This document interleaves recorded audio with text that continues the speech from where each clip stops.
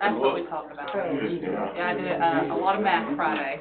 Right. Doing a population. No, we did it on, property tax income. Okay. We did it on population served, and Well spoken. there was one more I did. You get that, Enjoyed it last ACCG year, gives you like 5 formulas, and I did 3 Right. of 5. This stuff there. No, it was a lot of math. Yeah. I had to get a bigger calculator. Let's be honest, what really happened was, so what happened was. Well, he got to be working through when I get something, and I'm like, oh, I'm just da-da-da-da-da, and he's like, you okay? She was how we got where we were at Yeah. with the percentages. Like, where did these numbers come from? Okay. So she ran them every way possible to try to see if the math worked, in which they did not. No. Right. So the rationale was, look, they said this is what we need to do because all other math won't work fairly. And they give above and beyond bonus with loss. Loss is a 75-25, but every way possible, population, income, it only works out to about a 90-10 split. Yeah. And so it looks to me like in prior years, the Board of Commissioners says, no, let's help the cities and let's just give them a little bit more. And that's how they derived the number, because I promise you, she ran them and it all come up 90-10. 2012, was Anthony chairman then? Yeah. I think I remember him saying that. Yeah. Okay. That's what Tom was like, well, if I did the same thing, I'm like, oh, I don't know, how did I get that? This is why you won't see an attorney necessarily from the city side dispute that. Right. Because it's fair. Yeah. And I think everybody realizes that, and if we have to get down to a point where we gotta get into attorneys, then we've probably done something wrong. Yeah. Happening, because thank God I'm friends with all the mayors. And they're all good. I mean, they I'm just glad realize. all my clients don't do business that way, and Yeah. We hear that so much. We had people in this week, talking about different monies, and it was like, man, after telling them about how the county runs and how the cooperation of everybody is, and it was like, you need to start holding classes and teach the other counties. So should I be more like me then and be? No. We all have our own faults. All right. Welcome back, Zach. I see you survived the COVID incident. Yeah, I'm glad to. How's the father-in-law? That, be home. How much for a good vacation was it? Took a little damper on it. A little damper. Yeah.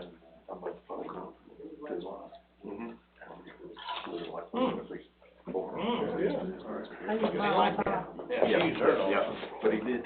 That'll keep you drunk, cold or hot. Oh. I'd like to welcome everybody to the Madison Commissioners' regular business meeting agenda, June 27, 6 p.m. Please stand for the pledge. Pledge Allegiance to the flag of the United States of America and to the republic for which it stands, one nation, under God, indivisible, with liberty and justice. Thank you.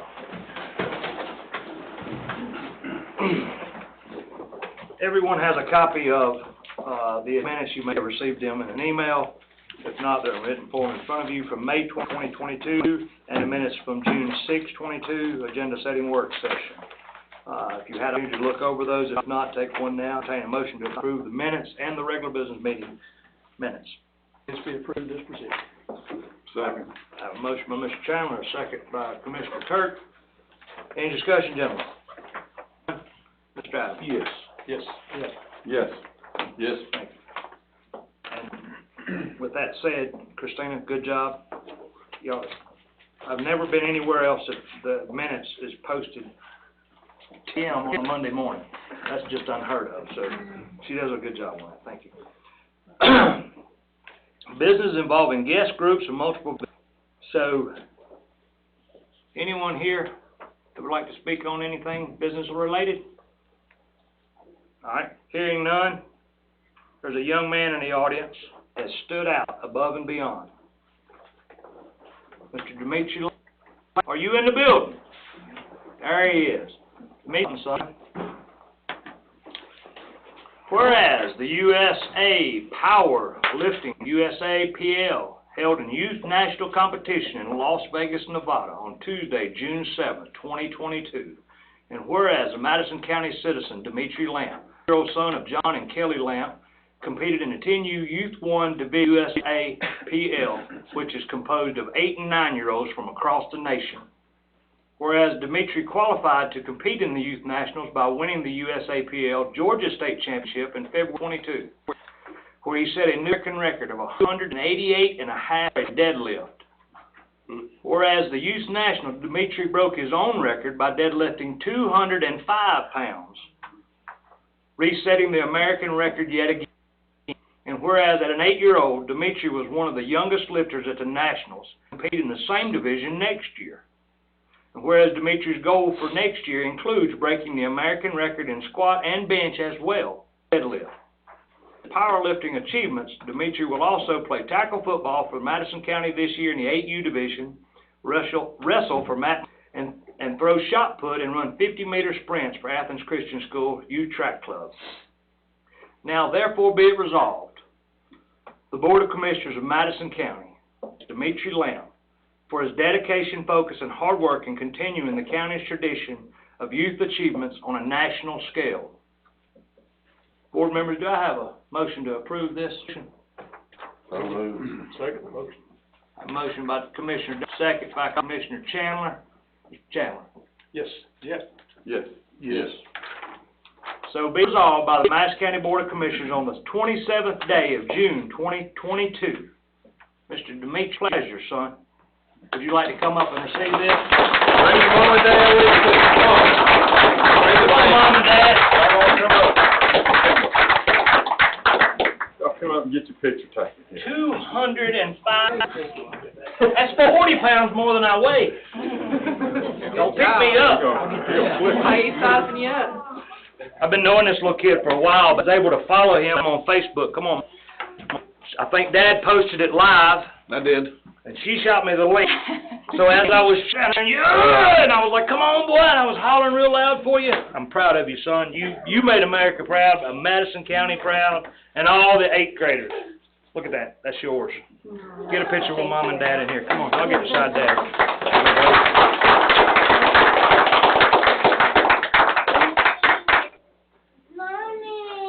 That's an awesome accomplishment. But you didn't do too bad neither, did you? I didn't do too bad. Thank you. You know, it's an honor to be able to highlight these kids that goes above and beyond. And as in a meeting I just sat in recently, we have a lot more kids like Dimitri, and we want to try to recognize them monthly. I would love to know from the Madison County Board of Education, or if anybody out there knows of a star student that goes above and beyond. It can be academics. We still want to recognize our youth for great accomplishments. A national record, son, is pretty honorable. It really is, and I'm proud to say you from this county, son. Y'all welcome to stay for the whole team. All right. Why you got them all dressed up, right? Thank you. Thank you, John. Thank you, Kelly. 205 pounds for an 8-year-old. Yeah.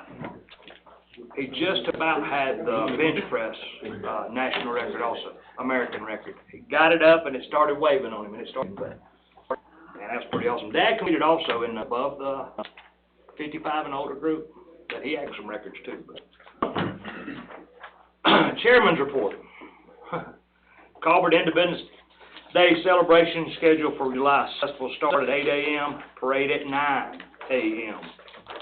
I'm sure this is going to be considered, this is the 50th anniversary.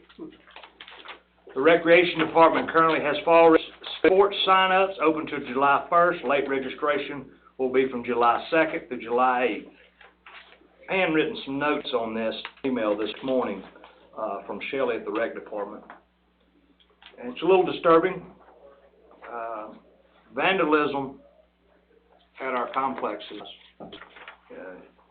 This board recently purchased many video cameras and put them throughout our sports venues, different ball fields. And it's all we catch a young adult or a small child, recently a 10-year-old, with a crowbar on the Pepsi machines. Now, I don't know about y'all, but from a soapbox, if I was 10 years old and my daddy caught me with a crowbar, and where my parents was at the time, I have no idea, or where they would have been.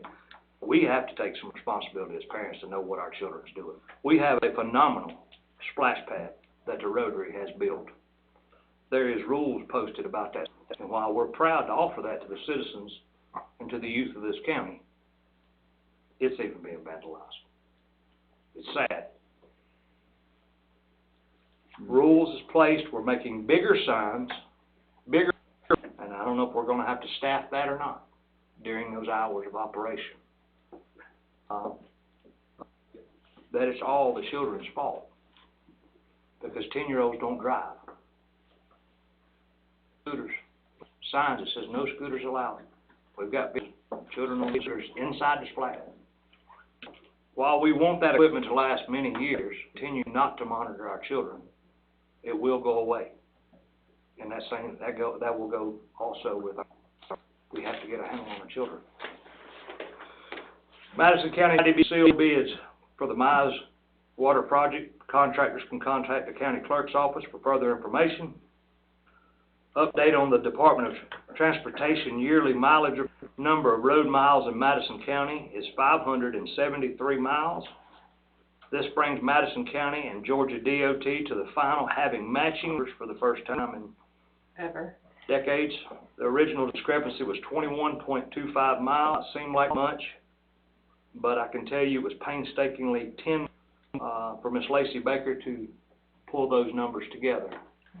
We done the verification, and she submitted each discrepancy, close to 75 of them, 4 pages deep, to the DOT. The EMS station for Comer, as y'all have noticed, if you've been by that way, it is now dried in. Metal will be going on it soon. Brick will be the next start. The next comprehensive plan, Public Works, Thursday, July 14th at the Shiloh Volunteer Fire Department, and July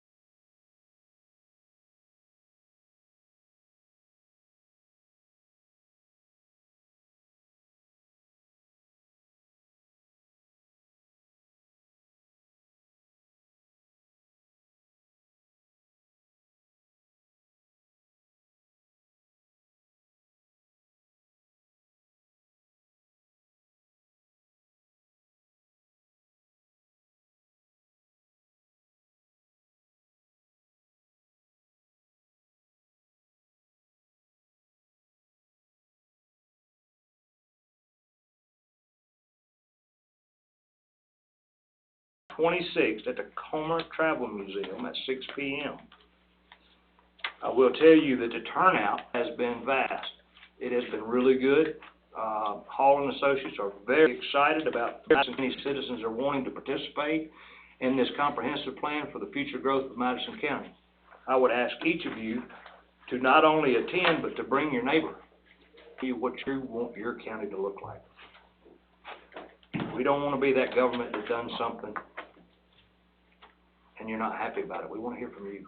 Please attend. Loss in the local option sales tax renegotiations will commence on Wednesday, June 29th. The initial meetings with the cities will be held on July 20th. The distribution will have a 60-day from commencement date deadline, which is set by the Georgia Department of Revenue.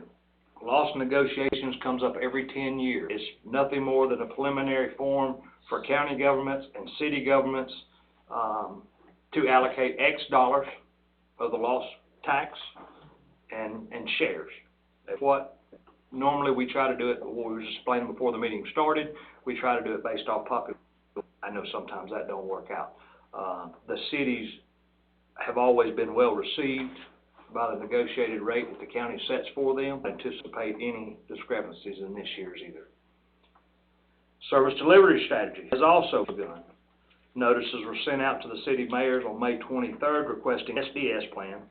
We have requested change be sent to the Madison County Clerk by the end of August. The SDS plan renewal is due to the Department of Community Affairs by October 31st. Again, this is another 10-year re-up. That's all it is. We just have to redo it every 10 years. With that being said, don't take it lightly on how easy lost and service deliveries. They're very painstaking for not only myself, but the office staff more than myself. Thank God we've got a good team of people who can pull this together.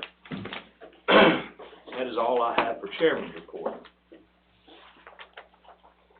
Statements and remarks from citizens on the agenda items tonight. Does anyone have anything? All right. Public hearing. Consider amendments to the planning and zoning ordinance and regulations. Gentlemen, we can do these one at a time, or we can do them all as if you choose to. Hope everyone has had an opportunity to read these prior to. One at a time, because not all of them were approved as presented. Okay, from P&Z. sure. All right, P&Z made some changes to what was presented. no problem. Thank you very much. Christopher, will you brief us on each? All right, consider amending Article 3 of definition for a pole barn. Has anything changed in that one? Okay. I got it right here. Let's see, so the motion was made, from the P&Z board, voted to delete barn in Article 3 of the zoning ordinance. This was I think it was a 4-2 vote. So they voted just to take it out completely. So before y'all vote to amend it, do y'all want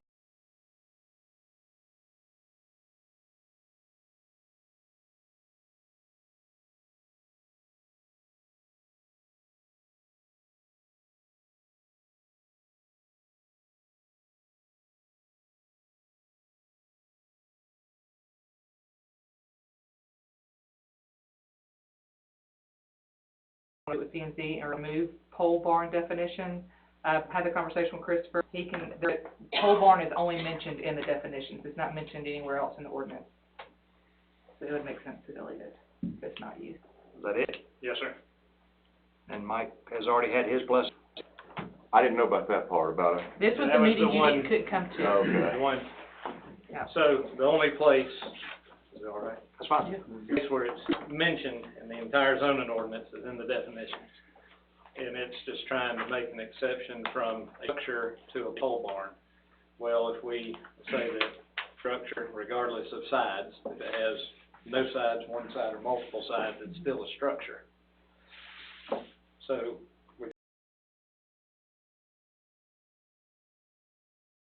without pole barn, and if it's over a certain size, it needs to be permitted, whether it has or one side. Okay. That makes sense. We were trying to reinvent the wheel, we just needed to balance it. There you go. So, That's all it came to be, and so what is that it should be a structure then? What's the minimum? we're going to discuss So- that also. yeah. Okay. So the next one, we'll talk about accessory buildings, that definition, and then we'll move to the side and how the Okay. P&Z vote on square footage I guess to be permitted. just in general, what is that though, before I vote on this right here, if we're gonna vote on it? Square foot is my Okay. recommendation. Okay. All right. So we're gonna set that. Yes, it was presented as P&Z board voted on it to be a 400 minimum square foot. Okay.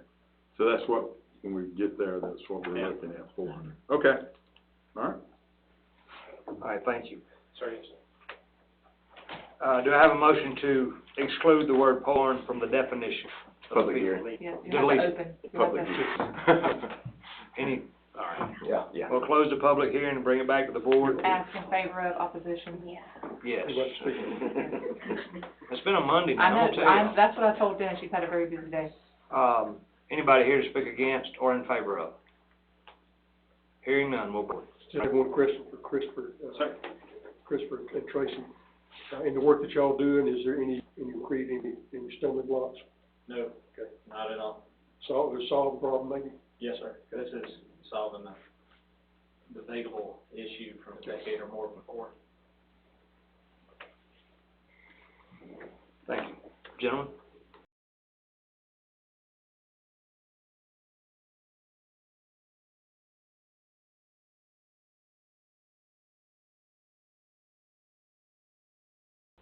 We will change under Article 3, be changed as recommended. Second. I have a motion by Commissioner Chandler, second by Commissioner Kirk. Any discussion, gentlemen? Hearing none. Mr. Chandler? Yes. Yes. Yes. Thank you. Consider of the zoning ordinance definition for an accessory structure. Christopher, you'd like to give us a heads up on that? And I'll determine if it's just a pole barn, if it's a pole barn with one side, three sides, or if it's completely enclosed. If it's a structure. So P and Z, Tracy, the way their minutes reads that the board voted not to change the definition of the accessory building, so they voted not to go with what's in red here. That's correct. So the P and Z board decided they didn't want to change and add with the wide definition. Structure doesn't matter if it's one side or it's completely enclosed, it's Round. Yeah. Perfect. Anybody here speaking in favor of or opposition of? Hearing none, we'll bring it back. Entertain a motion. Now, are we making a motion? That's up to you. If you want to make the motion with the amendments as presented. All right, so make a motion without the amendment. You can- All right, I want to make a motion that we accept without the amendments. That we keep it as is, I guess is what it is. That's right. Yes, sir. Okay. Motion by Commissioner Kirk, second by Commissioner May. Any discussion, gentlemen? Hearing none. Commissioner May? Yes. Yes. Yes. Yes. Thank you, sir. Consider amending the zoning ordinance section 12.2. This is the one that's talking about the square footage, the 88 to 200 is what was presented. The P and Z board made a motion to go from 288 to 400. This was a 6-0 vote. Just to increase the square footage from Yeah. 288 to 400. Yep. Or if you want to do 288 to 200. So you could do a 20 by 20. yes, sir. And it, With 20 by 20, you would have to get anything less than that, you would not. You would not, yeah, or anything like so that. less. And that's, with the 200, just so y'all know, ICC codes from building staff, that's where ICC starts to have a set guidelines for roof load to piers, et cetera, and what the footings require. But it's the addition of a home. We still have an ordinance, if you, add 100 square foot or more to your home, it has to be permitted. That's kind of following a separate aspect, feature standing off by itself. The state of Georgia looks at anything 400 foot and over as a possibility of becoming a small home with requirements set forth. The state of Georgia doesn't look at anything under 4 foot other than structure. Thank you, sir. Sir, yes, sir. So in your mind, this is in a situation where our requirements are land. No, we're More stringent. following suit and policies and procedures for the additions that bring the health care centers into account. Still in place. This is, not necessarily deregulating, but understanding the needs of the community, a little better without, looking over there the whole time. We already have something in place that prohibits the quote-unquote tiny homes anywhere, in a different Yes, sir. section. Under the structures for home egress and basic standards for living, under ICC. All right, thank you. Anyone here to speak or in opposition of? Hearing none, we'll bring it back before the board. Consider amending the zoning ordinance section 12.2. Mr. Chairman, I amend that zoning ordinance to increase that square footage to 400 square feet, as stated in the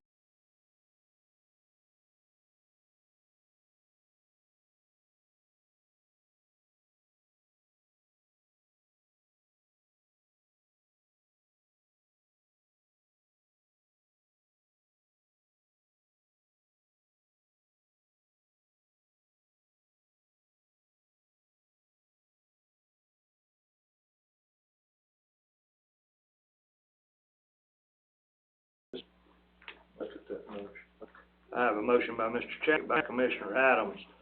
Any discussion, gentlemen? Yeah, Christopher, help me understand on the Yes, sir. 400, where the direct reading of this is any accessory building without needing to obtain the building permit. Yes, sir. 350 and I want electrical or plumbing, where does that get When, not construed from somebody that says, when you come into electrical, that's a separate permit from a structure and or plumbing, as is a slab. Foundation, whether you want to do slab plumbing or a monolithic pour, whether or not you would like to add service to that facility by putting in another meter base and 100 plus amps or whatever would serve the purpose, that electrical still has affected, that plumbing still has to. So if somebody would like to, say, I'll use a gazebo for an example, they would like to build a boat and run electrical to their house and have a single light switch that turns on twinkly lights, or they can do that. If somebody wants to build a garage port for a golf cart or a tractor, no electrical, they can do it. They want to increase the electricity for that building, it has to meet code. If they'd like to put a meter base in, say, to charge their Tesla or something like that, it has to be approved to go up. So we still have our catch for our systems, our safe or unsafe system on it. Changing this to 400 feet, 400 square feet, for somebody to come in and to have the requirement for the building, that doesn't strip you of the ability, that doesn't hit your ability to recognize that some of the other permits may. No, sir. Okay. We on calls for the storage buildings, for example, that people are trying to turn into homes. They didn't have to be permitted now because they're 288. They're pre-made, really doesn't fall into that. It comes into when their use come systems, whether it be the plumbing or the electrical.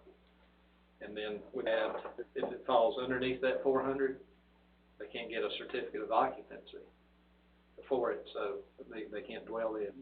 And the state of Georgia says there's not enough space to dwell in anyway. So it just gives a clear, unified from the state to us on what's considered a dwelling and what's not, and we still verify that the systems are safe, regardless of size. Thank you, sir. Yes, sir. Any other discussion, gentlemen? Hearing none, it's on Mr. Kirk. Yes. yes, Yes. Yes. Christopher, thank you for the extra on that. Yes, sir. Consider amending Article 3 of the subdivision regulations, adding a definition for digital copy. Pretty self-explanatory on this one. Yep, the PM voted it as it's presented to y'all. Yes. Yeah, anybody here is in favor of or in opposition of? Just for clarity, right now, we don't accept a digital copy. You have to bring in hard copies, and they're adding a digital thumb drive to it, just for simplicity. Christopher, you got anything to add? Just for the record, the P&Z board didn't change anything else from here on down. I don't know if that affects y'all's Right. vote or simplicity. Yeah, from the board, the P&Z board voted on all 6 and 0 to approve the way they presented to the board. Good job. That healthy. No. I know from the public perspective, when we read off of zoning ordinance definition 12.2, you have no idea what we're talking about, so why we're trying to give you some info, to keep you up to speed on it. Yeah.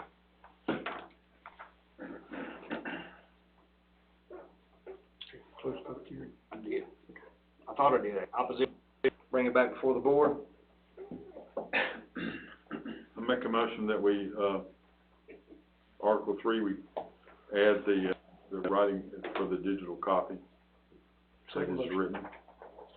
I have a motion by Commissioner, second by Commissioner Chandler. Any discussion, gentlemen? Being none. Mr. Yes. Coster. Yes. Yes. Yes. Yes. Thank you. Consider amending the subdivision regulations 4, number 3D. For the public, Christina, would it make it easier if you just read that whole yeah, sure. description? Just so y'all know what we're doing. Let's see, where am I? 8.4 number, so, well, another copy. As for the subdivision regulations, consider revising the number of digital copies required for the from 1 to 2 copies for the building and zoning department. So instead of them bringing in 1, on a flash drive. Yeah, this could've went on with the other one also, we should've done these. That's the way It's the just rest of them. housekeeping to adjust for the digital copies of what the rest. And for the people of the public, just so you understand, this is the stuff we have to go through to make, we have to hear it all the way out, so, sorry. The next one they're gonna vote on is the same thing, it's just for, final plat. And that's considered subdivision regulation section 9.0G. What about the next one, 9.4? Those are different. Okay, so we'll just, Nothing, it's to include 2 copy administrator. But when they say 2 digital copies, because the definition has been changed, and the digital copy now consists of a flash drive. So when you say 2 copies, you mean 2 flash drives, because they're going to different people and different.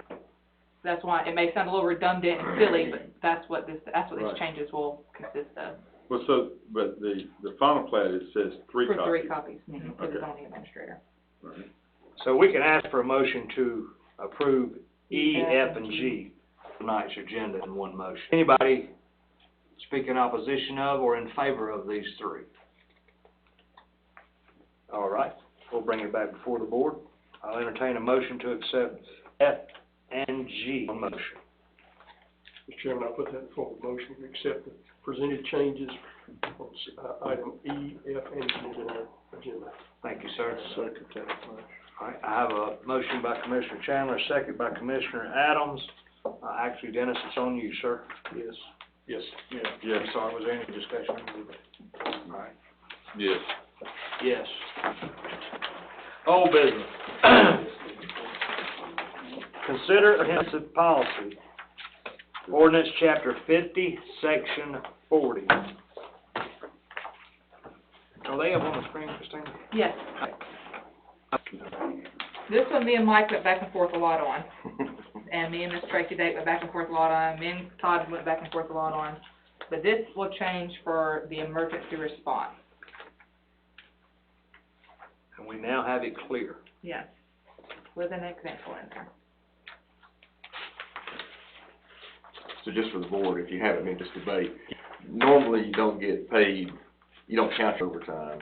This has exceptions just for road and public safety, and we wrote up an example here, so it would hopefully be crystal clear. All right. Any discussion? Discussion or opposed? Hearing none? You don't have to We're gonna do that now. Never mind, I'm in old business here now. Okay. Yep. I forgot we done been through it. I hope I really think that we've got a pretty good, ordinance now that clearly definitely make it easier moving forward. Anyway, I'll entertain a motion. I recommend that we accept this changes to chapter 50, section 40, compensation. Second. I have a motion to approve by Commissioner Chandler, second by Commissioner Kirk. Any discussion, gentlemen? We'll just go check it before we sign it, and we good with it. Did you see the error, so I can fix that? Yes, ma'am. Item 2. Oh, yeah, I seen that earlier, but I had already printed it, yeah, I've already fixed it on the computer. I did see that, thank you. The morning, we had already printed off everybody's agenda, and I think a question come in, and we had to Yeah, reprint off all yeah, this. I had to change one thing on it. All right. Consider amendment policy ordinance, chapter 50, section 34. So you didn't do everybody vote. Oh, I didn't, you're right. It's It's on on there. you. Yes. Yes. Yes. Yes. Yes. Motion carries. Consider amendments ordinance, chapter 50, section 34.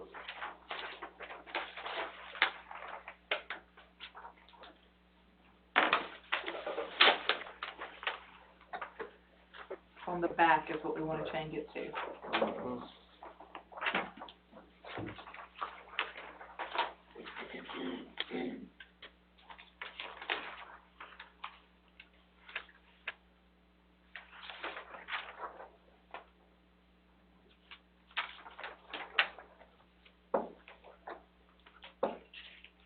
Anyone have any questions?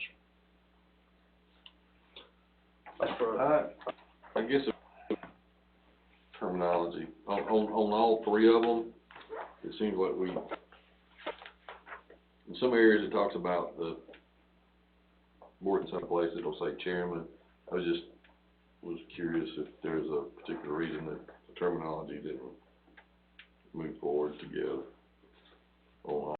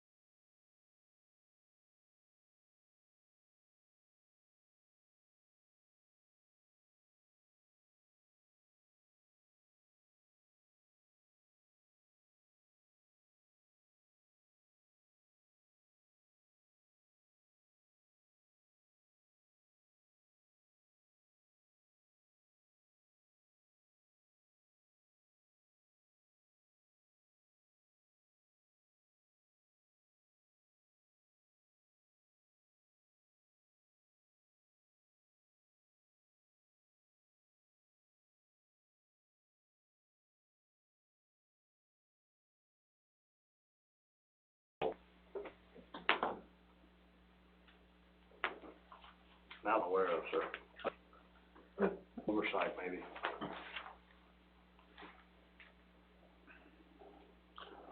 Under, I just read the discussion part of this one. Under sentence 2 in paragraph 1, under there, I have some concerns about whether the department in HR, whether we're gonna limit posting jobs. That's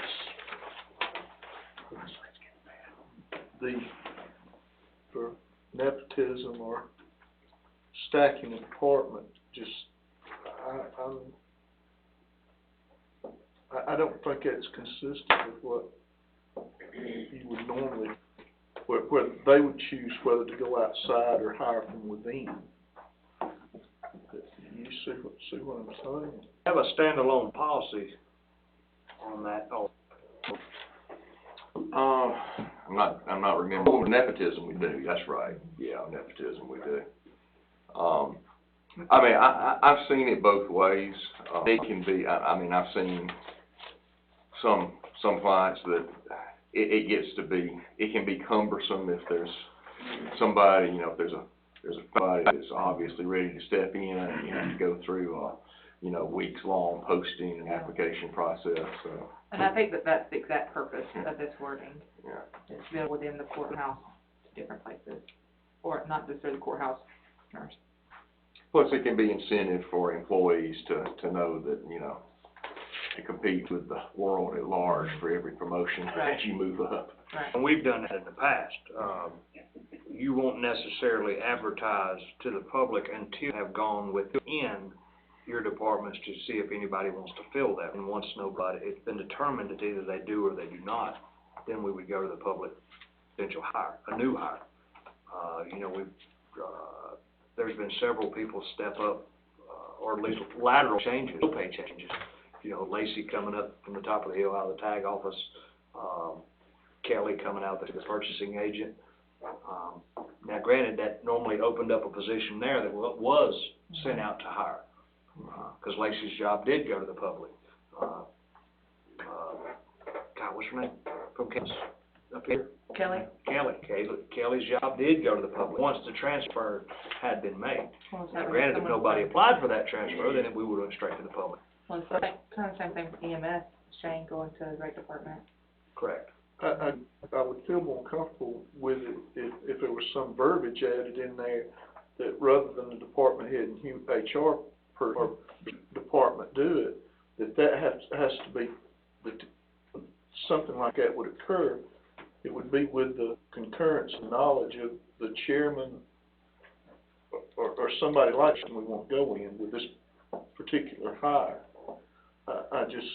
Well, the chairman, I see what you're saying. We could add that verbiage in this section, but it also said the chairman has the authority when we hire people. So, for an example that we all can relate to, Christopher's going to need to hire a new employee for he's gonna have a vacancy in his department. Well, we may have someone in the department that's interested in transferring. So if he reaches out and they're wanting to transfer to code enforcement, then Todd still has that final say, so even though Chris comes to his department. How about, in number 2, didn't it say, and the Board of Commissioners Chair consent? See, number 2, Resources Manager and the Department Head wish, and the Yes, Board of Commissioners yeah, Chair sure. consent, that's pretty much, states that, doesn't it? That's a different situation. Yeah, what we're talking about is, what we're talking about is preventing someone from running the department here and doing lateral transfers, Okay. but they don't particularly like the manager in that department, so I want out of here. Yeah. You know, at the end of the day, we're gonna have the Well, same and it's under employee recruitment, count. we're talking agenda item 9, Yes, recruitment. so, 2, limited thing where you hire somebody and they work less than 3 months and they quit, then you Okay. look back at the application. That you had before, the potential candidates you had before. Right, instead of okay, having so, a yeah, I repost. see that in part 2, and the bottom, so, why don't we just state it the same way and then? Well, number about looking at a stack of applications, number 1's looking about where you ask for applications. Well, I know, I said, if the department head is We're going to ask just in-house for Well, I applications know, first. but if the human resources manager and the department head wish, and just add the same as that the Board of Commissioners Chair consent. Yeah, now that I would feel comfortable I mean, with it's that the verbiage. same verbiage. Okay, just adding that. One. Okay. That's what I'm saying. Yeah, I would feel more comfortable with that, because that way, the If chair everybody's always, got- you know, when he walks into an office and sees someone who used to be down the hall sitting there, he knows what happened. Yeah. It's not a surprise. But with the constitutional officers, Yeah. it's the way anyway. Yeah, So, therefore, you know, Yeah. I mean, we're relying on you to make the final decision. That's right. So there's no need to Irregardless, put we'll just add that line. person in a position that makes it adversarial if he didn't know this moving, so. That'll be fine. Choose, we could move forward just saying by adding that line, and we can go back and fix it. Yeah, Yes, that makes yeah, I would feel Yeah. comfortable with that. Okay. Yeah. Looking back at, item 2 on that, it's anticipated to be used in situations where an applicant is hired and then resigns after 3 months. You probably want to change that to, and then resigns within 90 days, or within 3 months, Okay, so yeah. just as a grammatical kind of thing.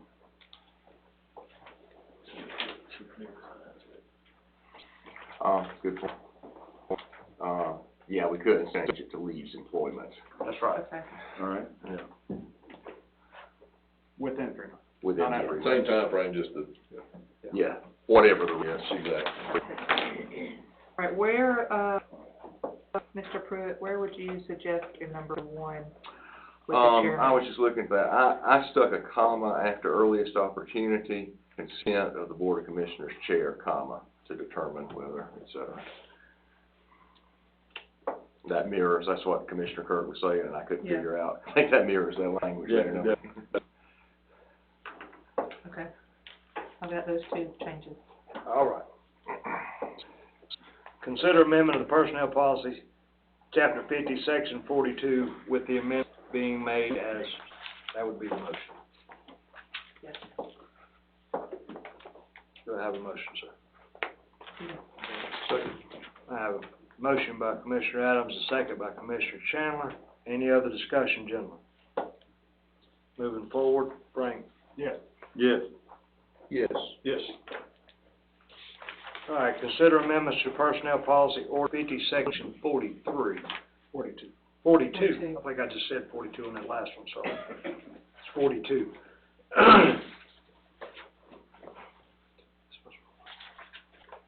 Now, okay, yeah. I think this is the way it appeared this way. I believe It was this is everybody what occurred. except department heads. It is. That's what I thought it was. How it's been done, but not how it's been written. No, the blue is what previously was, and then it was amended to the black. Well, now the red is what we want to change to now. Okay, We put those differences in there so you can kind of see where it was and where it's coming from. okay. So the blue was, you're right, it's the way, kind of similar, very similar to the way it used to read, and then it was amended to the black. And it was amended, Chairman Higdon took office, and then the red, we're just trying to clean some stuff up. So the red meets the way we've been doing it currently. Would, item, where it says at any time, Mike, isn't it pretty typical to have something in there like with call? Well, that's, Yeah. that would be going to a whole new system.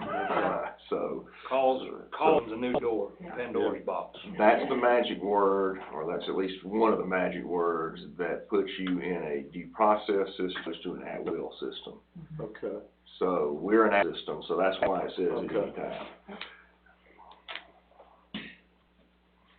Glad you cleared it up. All right, so just clearing the record, consider amendments of policy personnel ordinance chapter 57. Gentlemen, do we have a motion? I'll make a motion that we approve the suggested wording changes to codify the way we've been operating. I have a motion by Commissioner, Doster, second by Commissioner Kirk. Any other discussion, gentlemen? Hearing none, Commissioner Kirk. Yes. Yeah. Yes. Yes. Yeah. Consider amendments to the offense of miscellaneous previous ordinance, chapter 42, section 6. No, I still skipped another one. Consider amendments to personnel policy, chapter 50, section 43. I skipped another one. I got it on the screen, right?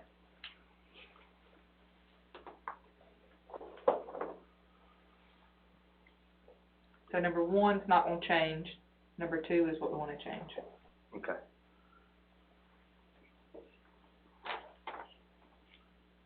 Mike, these are at your recommendations also. Yes, sir, and really, I think we ended up with changing number 2. Because I think the change was to add and dismissal, but then I had pointed out dismissal's already covered in 50-42. You know, that's kind of confusing to put it there as well. Okay. Really, what 50-43 is, disciplinary actions other than dismissal. Okay.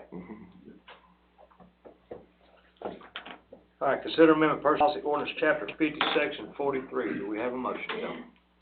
I make that we adopt the suggested wording as with the edit of replace chairman with the board of commissioner chair to previously in that section.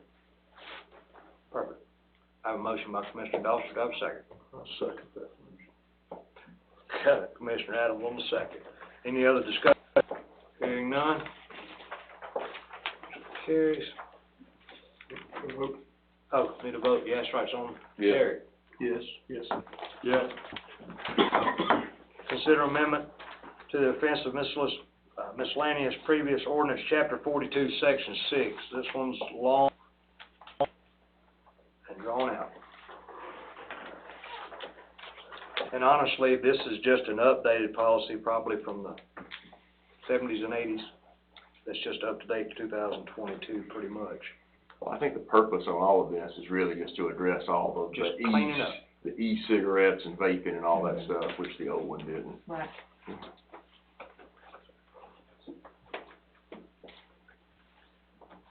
I did have a question. Call after cigars. All right, now you're pushing it. Just kidding. After cigars. I can do that. That's Frank's job. You're a foreman. English My teacher wife seminar. That's okay, I'm sorry. All right, do we have a motion for the provision of ordinance chapter 42, section 6? Move this ordinance be approved as presented. Second? Didn't notice that one either. I have a motion by Commissioner Chandler, second by Commissioner May. Any discussion, gentlemen? I had a question. Yeah. Actually, it's just process opposed to any of the action items, but we're getting rid of terminology of misdemeanor, so who's enforcing this? Who says you owe me $10 or $100? I mean, what? This would be, What is enforcement of this? well, normally the department head would try to correct that up front, but if it was something that a security officer found inside the building, just say from someone in the public, it would be a hit. And it's it's a county ordinance violation. That misdemeanor language comes from misdemeanor. The state law, unfortunately, hasn't been updated to include cigarettes, e-cigarettes, et cetera. So that's why we just a county code ordinance now. No problem. And honestly, thinking outside the box on this, a lot of what you see in this change has to do with like the rec department. You know, we got policies everywhere that says tobacco note, and none of them, other than the smoking and the e-cigarettes, none of it was actually valid till we adopted this. So even though it says no, that was not actually true until just a minute ago. No worries. So I gotta go around the table. I had the first and the second. Dennis Adams. Yes. Yeah. Yes. Yes. I know that was redundant, but the public hearing matters with P&Z were very important, and a lot of that other is just cleanup stuff. There's a lot, thank you, Mike. A lot more cleanup being done. You know it further up the line, I do. Best, so. New business, consider amending the moratorium resolution. Christopher. Sorry. Give us an explanation here, Bob. All right. As we move forward with the moratorium like we did last month, we see areas that we can open up. For example, when we opened up the industrial split, the moratorium was meant to cover, as well as non-conforming properties, being able to allow them to come in if they wish to, if they were legally conforming, to come into conformity if they wished. What we're looking at now is opening up the next small bite, not only for us as the government, but for the citizens, to be able to handle as well. One is opening up the ability for, I'm not sure. Business, I tried to get them in order with y'all. Business parcels are not an issue of being split. If it's a business zone and to be able to get business in there to have that third front, they need to split their property. They can come in with that. We have two. That's just opening up an area where it's there with the ability. The other is the single split that doesn't require a rezone. We get a lot of this addressed from Papa has 100 acres. He wants to give 5 acres to his grandson at this point. There doesn't need to be a rezone. He's just cutting out a conforming lot to either be able to pass on. That's not a thriving issue in the county at the moment, and by allowing this, we're opening a moratorium and we're narrowing in on the parcel splits and growth, and also in our ordinances and regulations as we come forward with our cleanup.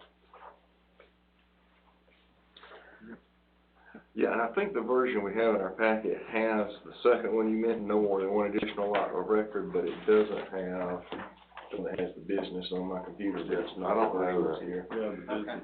All I've got is existing. Yeah, that's the one I had sent, but it didn't make it into the packet somehow. Apologies. Yeah. But So here's the y'all have the difference. single, so they have the single. They have the parcel split. single parcel split. Okay. So the number 2, where there was 2 added, or the bottom now, therefore be it resolved? Exactly. It was supposed to be the version that had 1 and 2. Now, we took one of those out for a reason. No, that'd be 1A2RR Yes. issue. That one was taken out. We weren't ready for that. The ordinance still needed to be cleaned up. Okay, that's the one that I took out when we got that one. I took that one out. Mr. Chairman, for the second time, I promote that we move along without that one, since it doesn't seem to be correct. All right.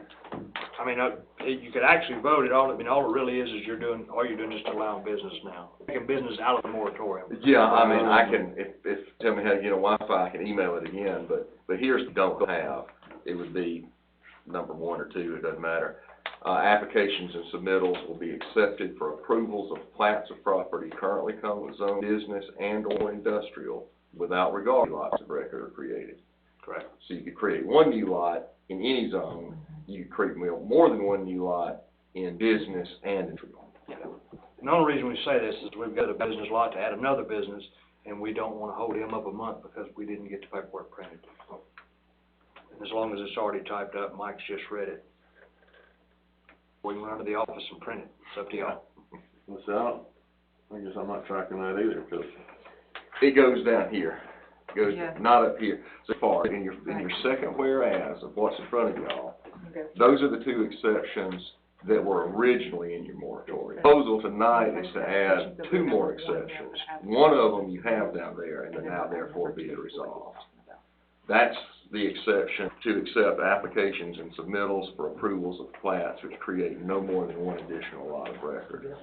There's a second proposal, another proposed exception, it's a total of 4, and that's the one I just read, is to accept submittals for approvals of plats that in areas zoned business or industrial, so how many new lots are created. Now, of course, they still have to meet, it just goes back to where we were before, they still have to meet all the requirements, but Correct. there's no longer a moratorium on those if you choose. All right. I would hope to at least do something to accommodate like people that are looking at the single home one without putting that off another month. I've had numerous calls that are here, in fact, for that. So, Well, if y'all want me to go, Mike, you wanna email it to me and I can print it and y'all can move on with number 14? I think And that's let's gonna just be. leave that aside for right now. And don't forget, we'll need to do a public hearing on that one when we come back to it. Yeah. The resolution, whether it's both exceptions or just one, we'll still need to do a public hearing.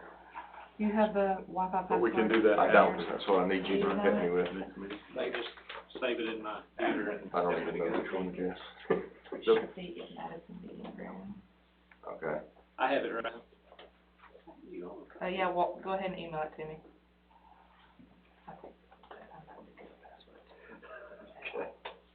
Yeah. Did you forward it to me, Christopher? Trying. I need my glasses. Borrow mine. When I'm typing with both hands, I don't know how else I'm gonna go.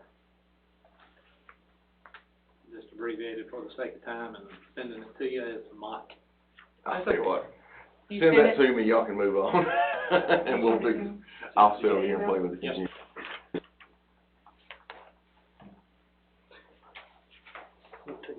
Yeah.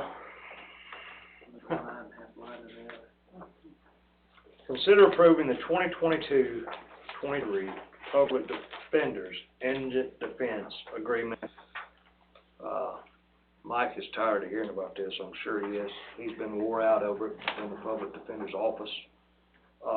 What this is, they set their budget in July. We do not. And they're projecting a $26,000 one-time increase.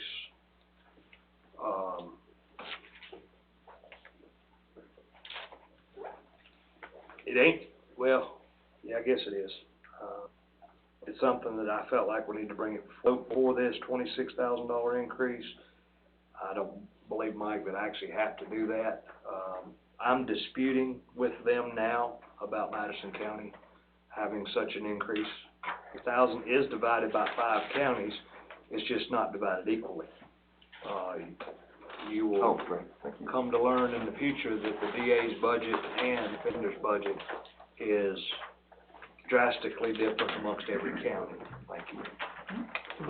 It's based on caseload. It's Yeah, based off based on caseload, and which probably a simple rule of thumb would say that works, except for they forgot about the financial part of it, you know. And I have all the respect for the surrounding 4 counties that's represented here, but a lot of them have a different financial status than Madison County does. I'll give you, for instance, of Hartwell or Elberton or anywhere else that has 12 fast food restaurants, 4 different auto parts stores, potentially Walmarts, and those. Madison County don't have that. Now, if you just want to base it off caseload, I'd tell you we got an unfair shake.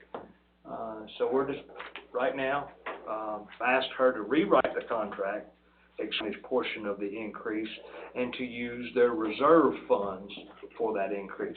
Now, if this board chooses so, I'll be more than happy to sign it as presented. keep in mind the reserve. As stated, this is a one-time increase. I don't know that I've ever seen a one-time increase that didn't turn into being permanently an increase. So, that's what this is about. Mike knows full and could probably inform you better than I. That's a pretty good description. I'm trying to understand, why is Madison County case water? I mean, have we given any figures, just because we just have more cases in Madison County than anybody else around? Yeah, I mean, all 5-year rolling average of court case load that comes out of each county. Why? I don't know, Chairman. I'm not scared to tell anybody, our sheriff's department, I believe, is better. Okay, so it's just, we're apprehending more bad guys than other folks. Exactly. So that's what drives your caseload up. Now, I think we're second on that list. I think Franklin County is ahead of us. They're They're with us? right, they're 25, we're 26%. There you go. So which one's higher than us? We're 710, they're 692, All right. difference of 18. You look at Elbert County, you look at Hart County, their numbers are way off. The only thing I can commend, Michael Moore does a better job, and our sheriff deputy do a better job. So Madison and Franklin. And Pop do now, somewhat. If,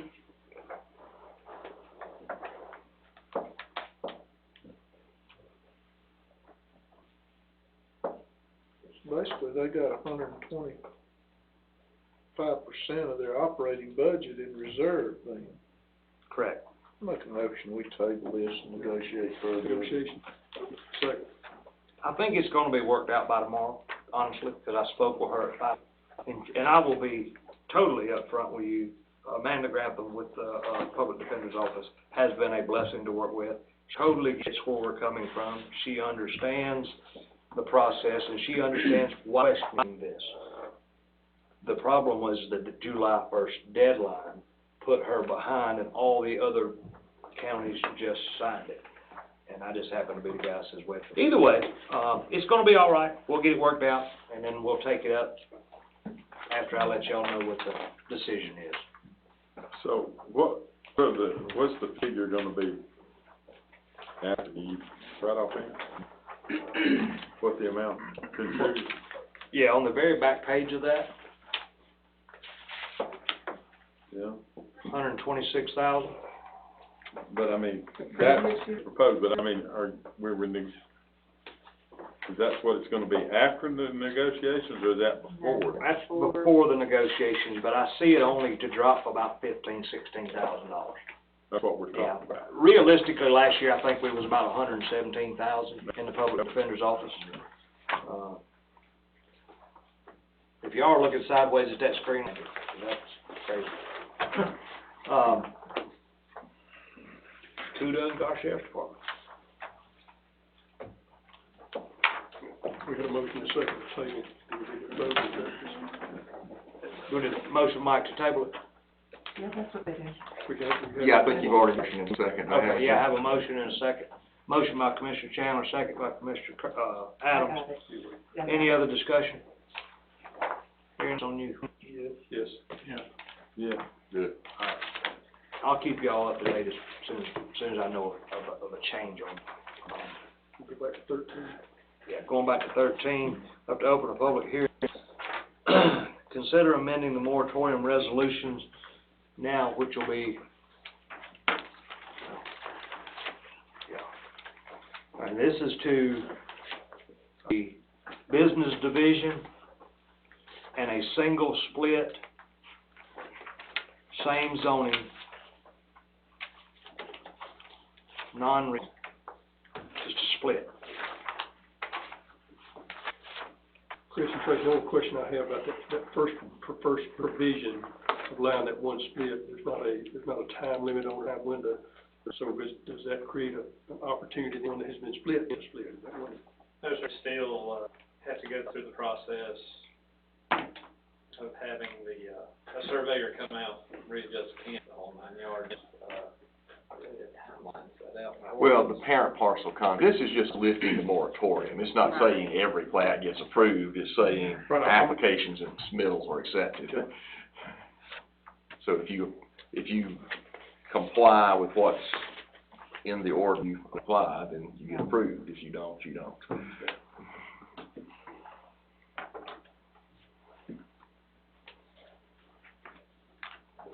All right.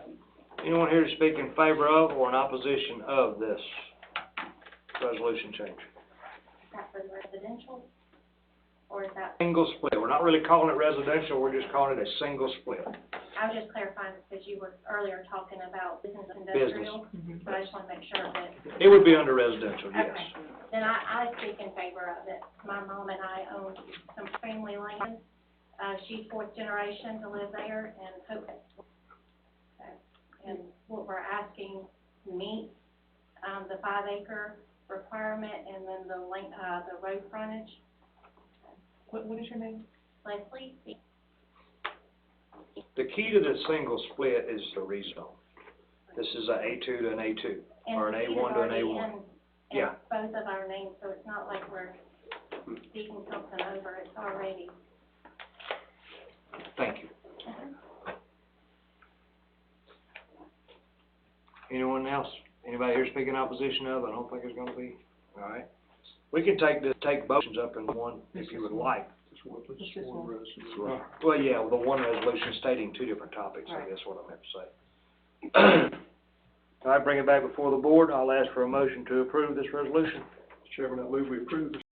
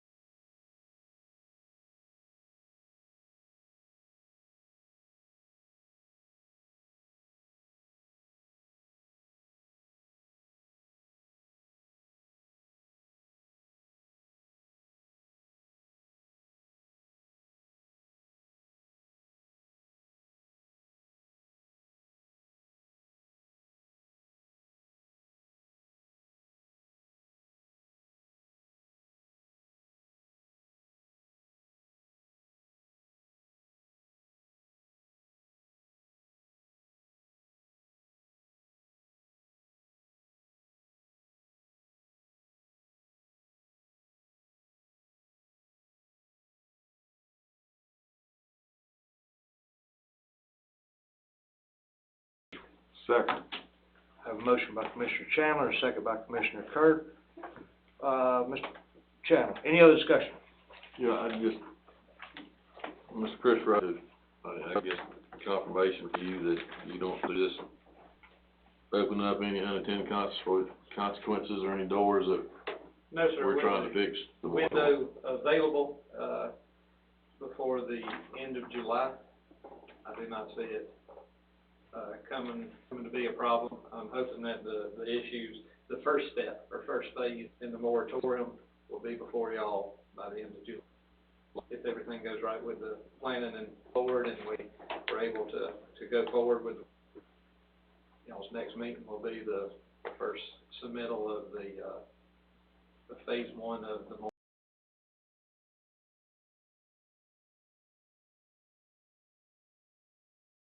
moratorium. Thanks, sir. Yes, sir. But, and, sorry, to expand on that, most of these that have reached out, and myself and to the chairman, have all been pre-existing. It was going into effect for a family situation, to make sure we're using that single parcel, not multi, was very, still very constricted. I'd like to thank Chris and Christina and Tracy and whoever's been working on it as we impose this more. We recognize that there are going to be some unintended victims of the delay.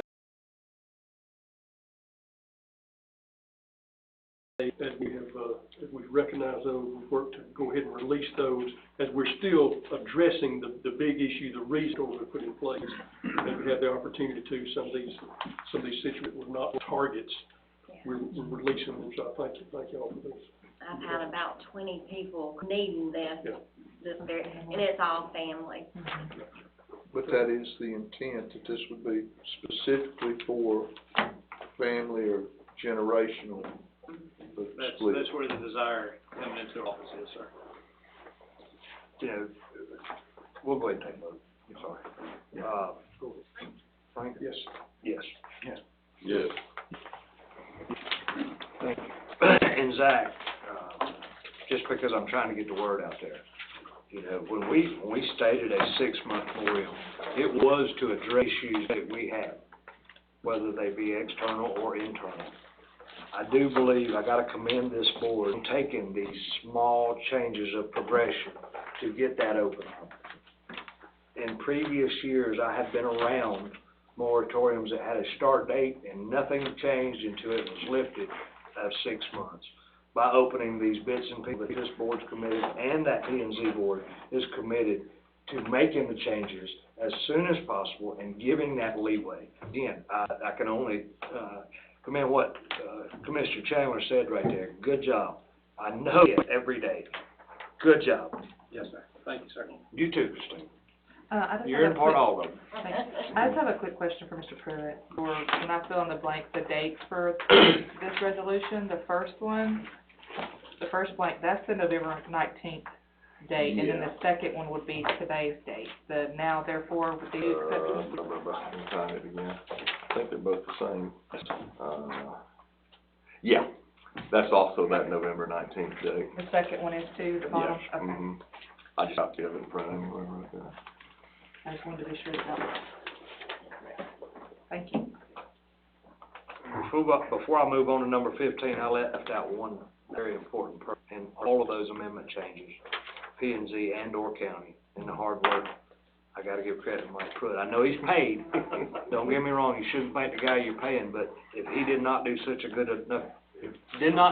good job, we would be spending a lot of time doing what we're doing. Thank God we're able to find it and then fine tune it to get to this board. I appreciate you, what you do, and everybody involved in it. This is a vetted process other than a comma. You left out the comma between cigar and tobacco. Just so you know, you have made my business card. So that's all I'm working for. I know. All right, discuss amending the Madison County Planning and Zoning Commission ordinance.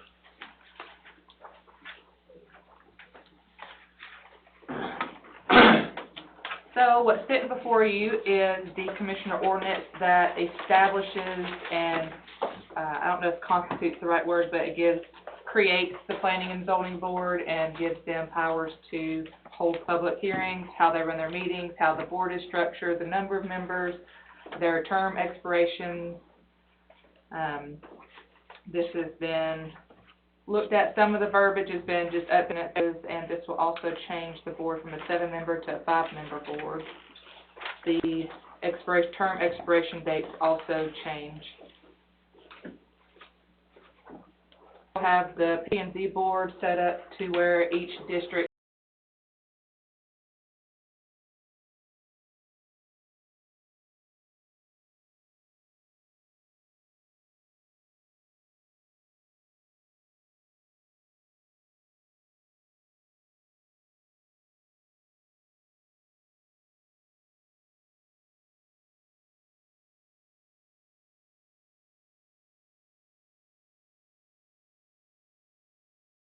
each commissioner gets a member for their district to represent their district. It will be a rotating chairman and vice chairman position. It's a one-year rotation. I think we put in there that they could have be voted by their board to run or vice chairman, but after that 2 years, it'd be someone new to the board or new district seat. And we also put in this for when, this is just to be discussed tonight, July the 11th, that when the BOC decide to move forward, that we decide to ask the BOC to appoint the first chairman and appoint the first vice chairman. Out of the 5 appointees. Yes, out of the 5 districts. Any questions for Christopher, gentlemen?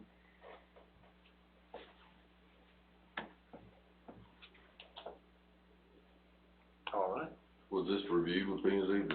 Do they know this is forthcoming? Reviewed with Mr. Pruitt to make sure I was doing everything correctly. P&Z board, several members have been in on it. We had a meeting last week with members. There was discussion about it going to 5, as well as with another. Almost everybody has been in or has been in a discussion. There hasn't been a cohesive email to the P&Z board as a whole that way.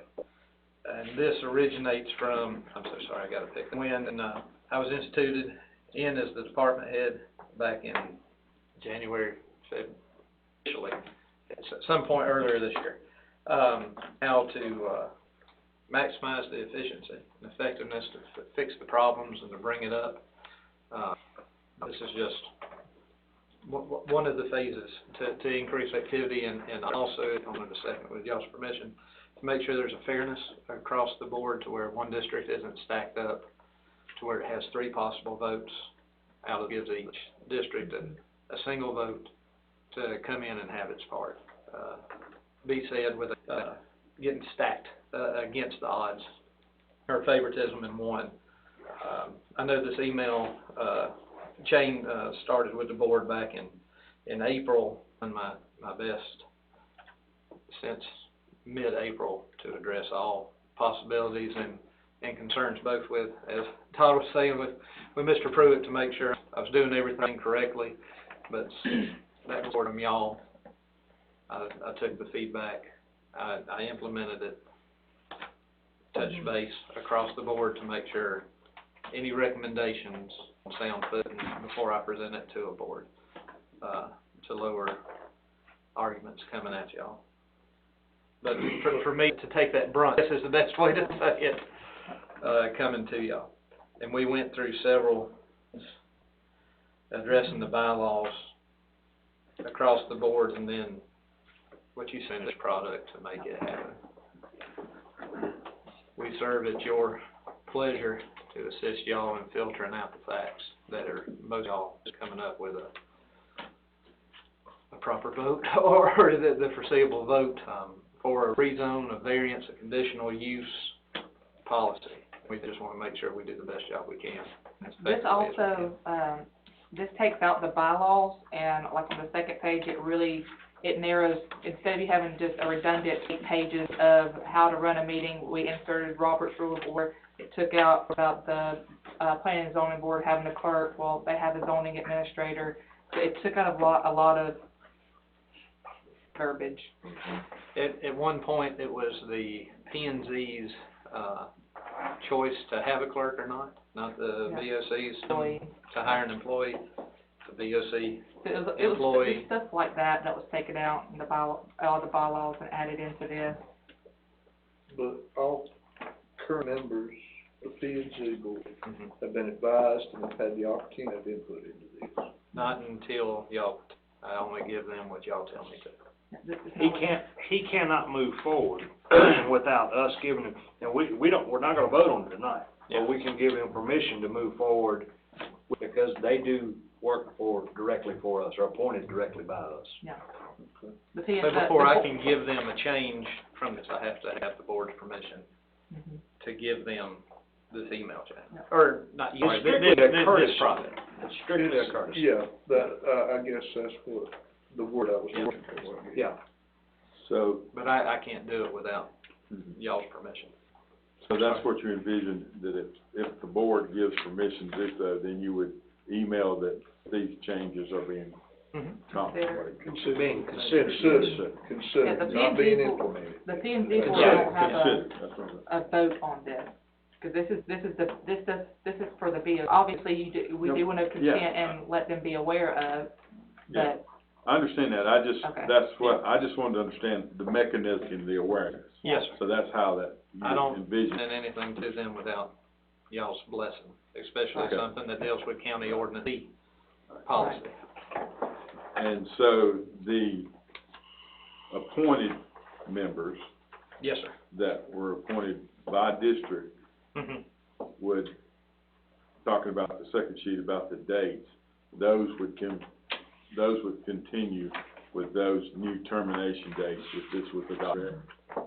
if it was adopted as, if you want to change those expiration No, dates for. I'm just saying that, Yeah, and we also, me and Christopher, we talked a lot about, if we were that, each district reappoint their position, like, I know Frank May just appointed his, but I didn't know if that's for the board, for right. y'all's decision, if y'all want to vote on it that way and move forward.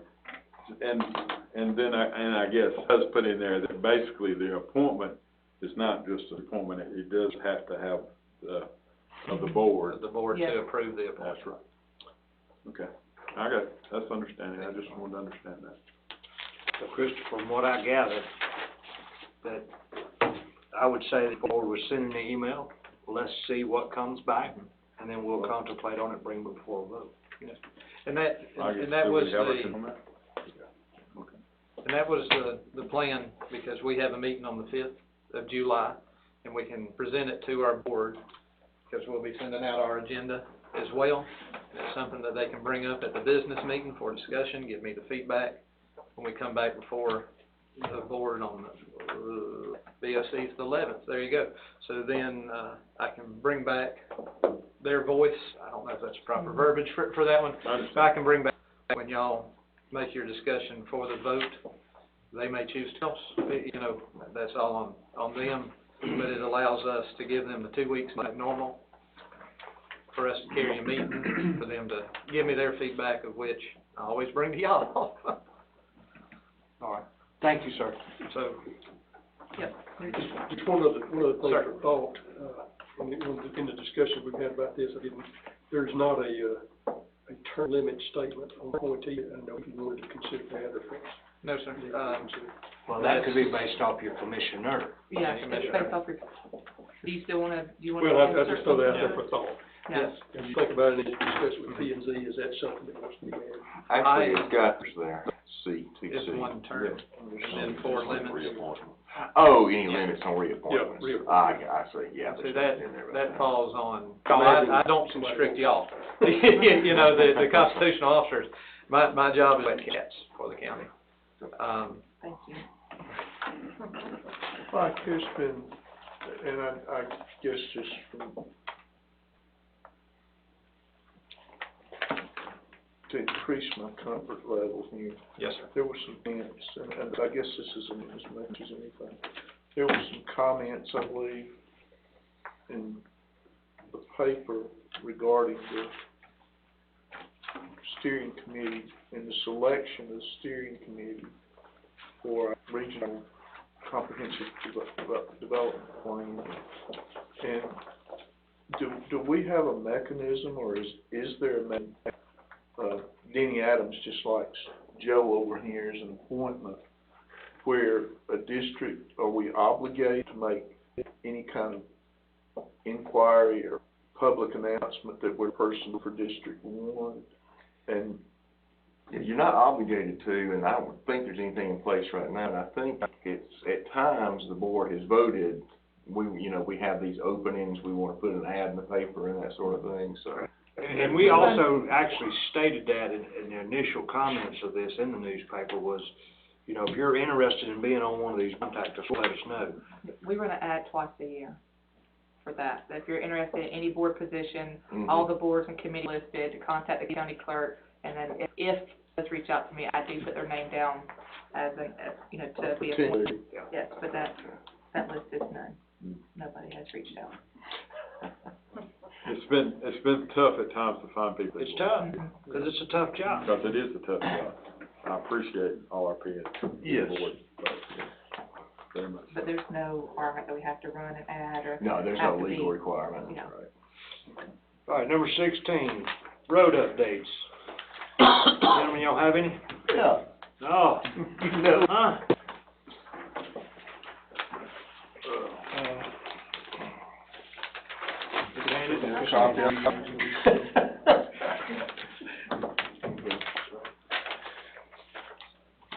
That's just a couple of, Anything besides repave the whole district? that's about it. Just run the water truck through pretty regularly there. I will say he has some stuff on here that's not in his district, so he's looking out for gold. That's because of me opening my mouth before about that. I get calls from other folks' districts now. I'm sorry to hang up and call Terry here, because y'all the closest one, so. I'm sorry. All right, Terry. just a couple of comments, great work being done on Timber Lane Trail. That's displayed, so appreciate that, and also the patchwork done on Mariah Church Road. That's been listed a little while, so glad to get that done. Back into, besides the normal. This is the same one, that's still on the north end of the district, Bishop Carey, all those, Drake Yeah. Woods. They There were on was a couple of things that were done, talked to Derek a week before last, no through truck.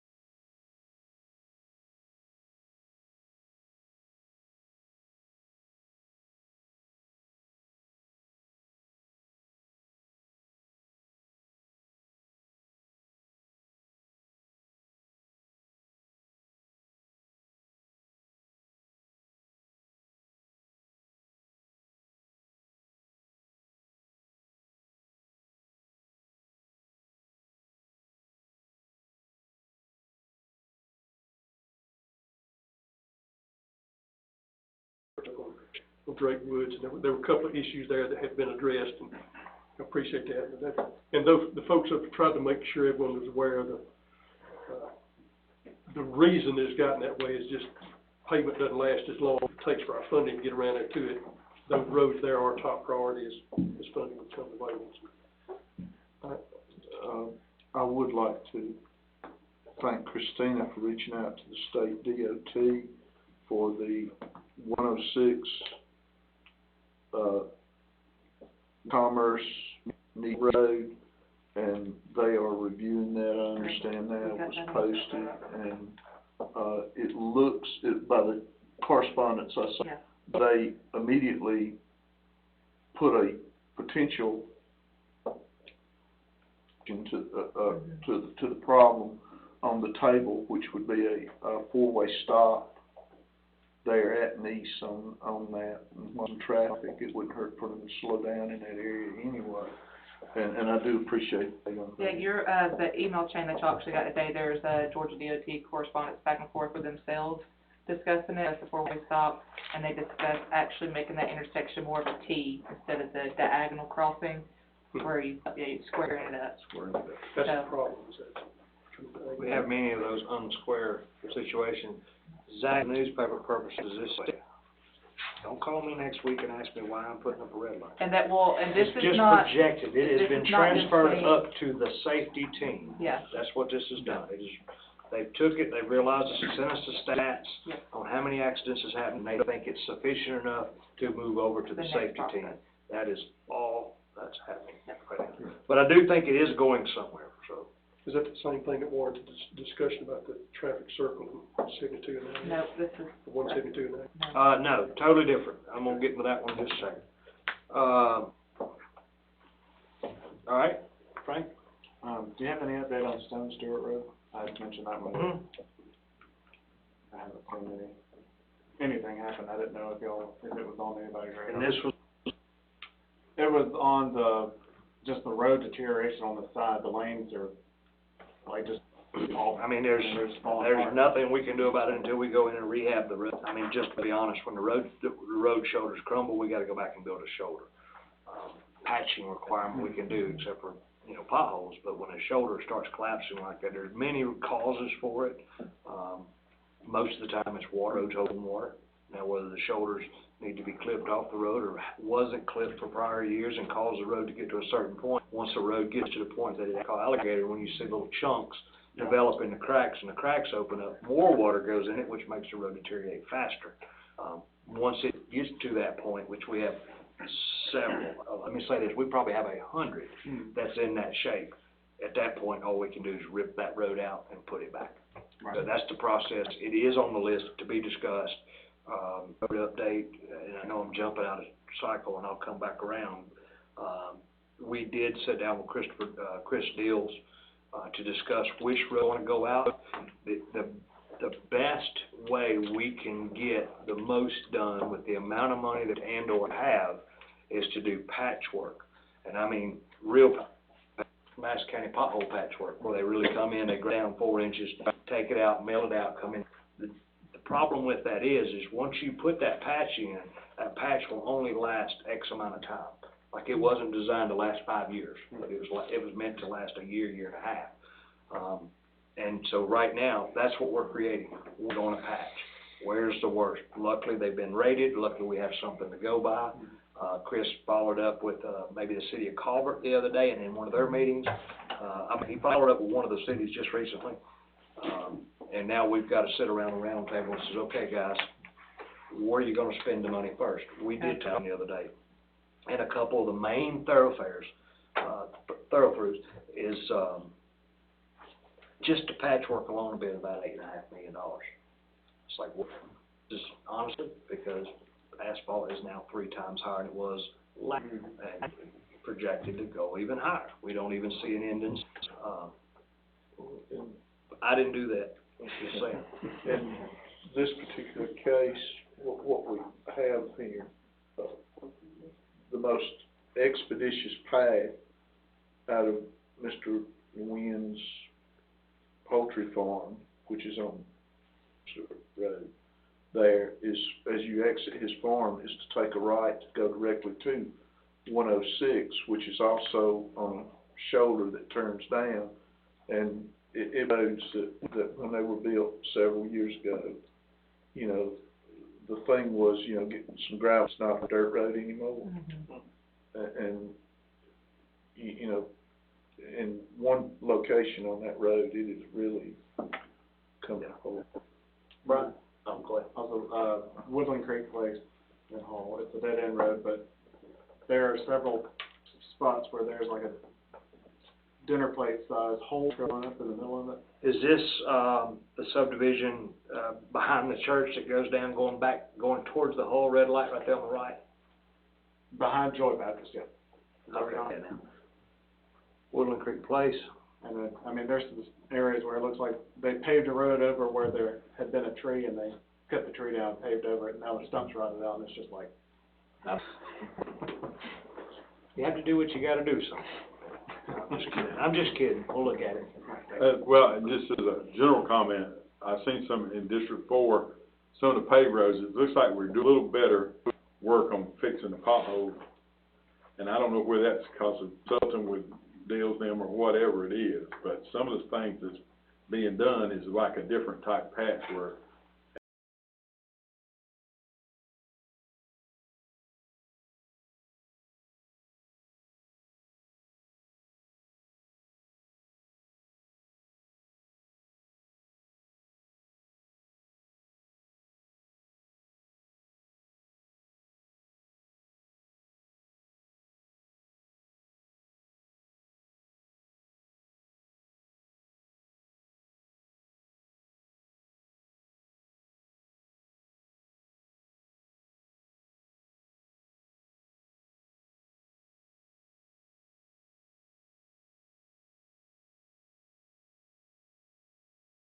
Better, especially on like the road in front of my house, Macedonia Church Road, which is also in your district over there.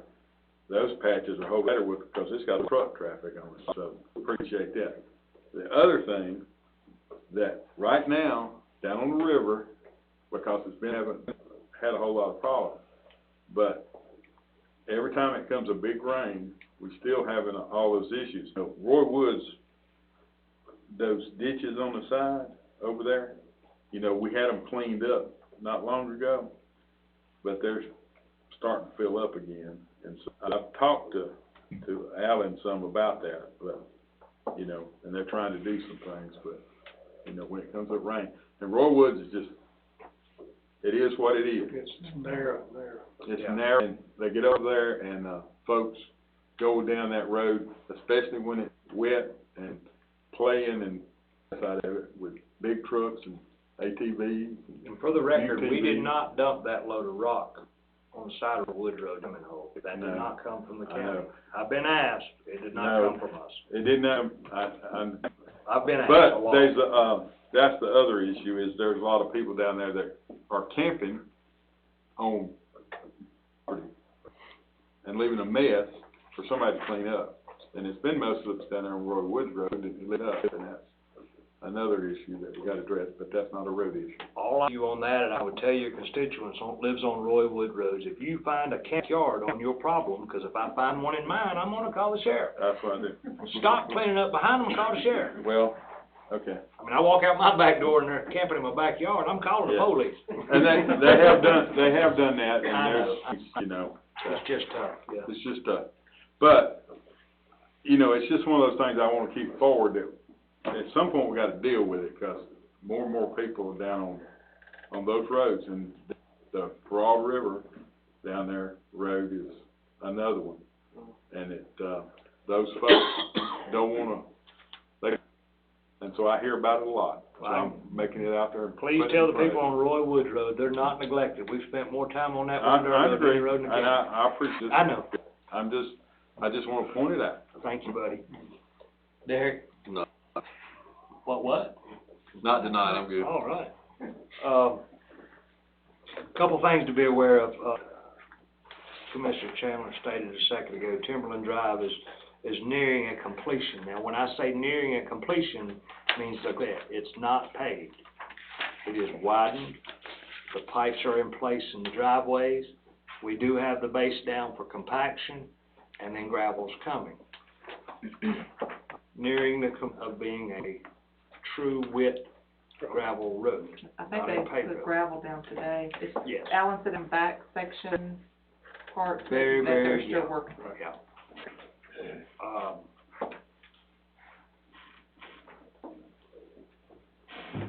I really don't know how to say it in just one way.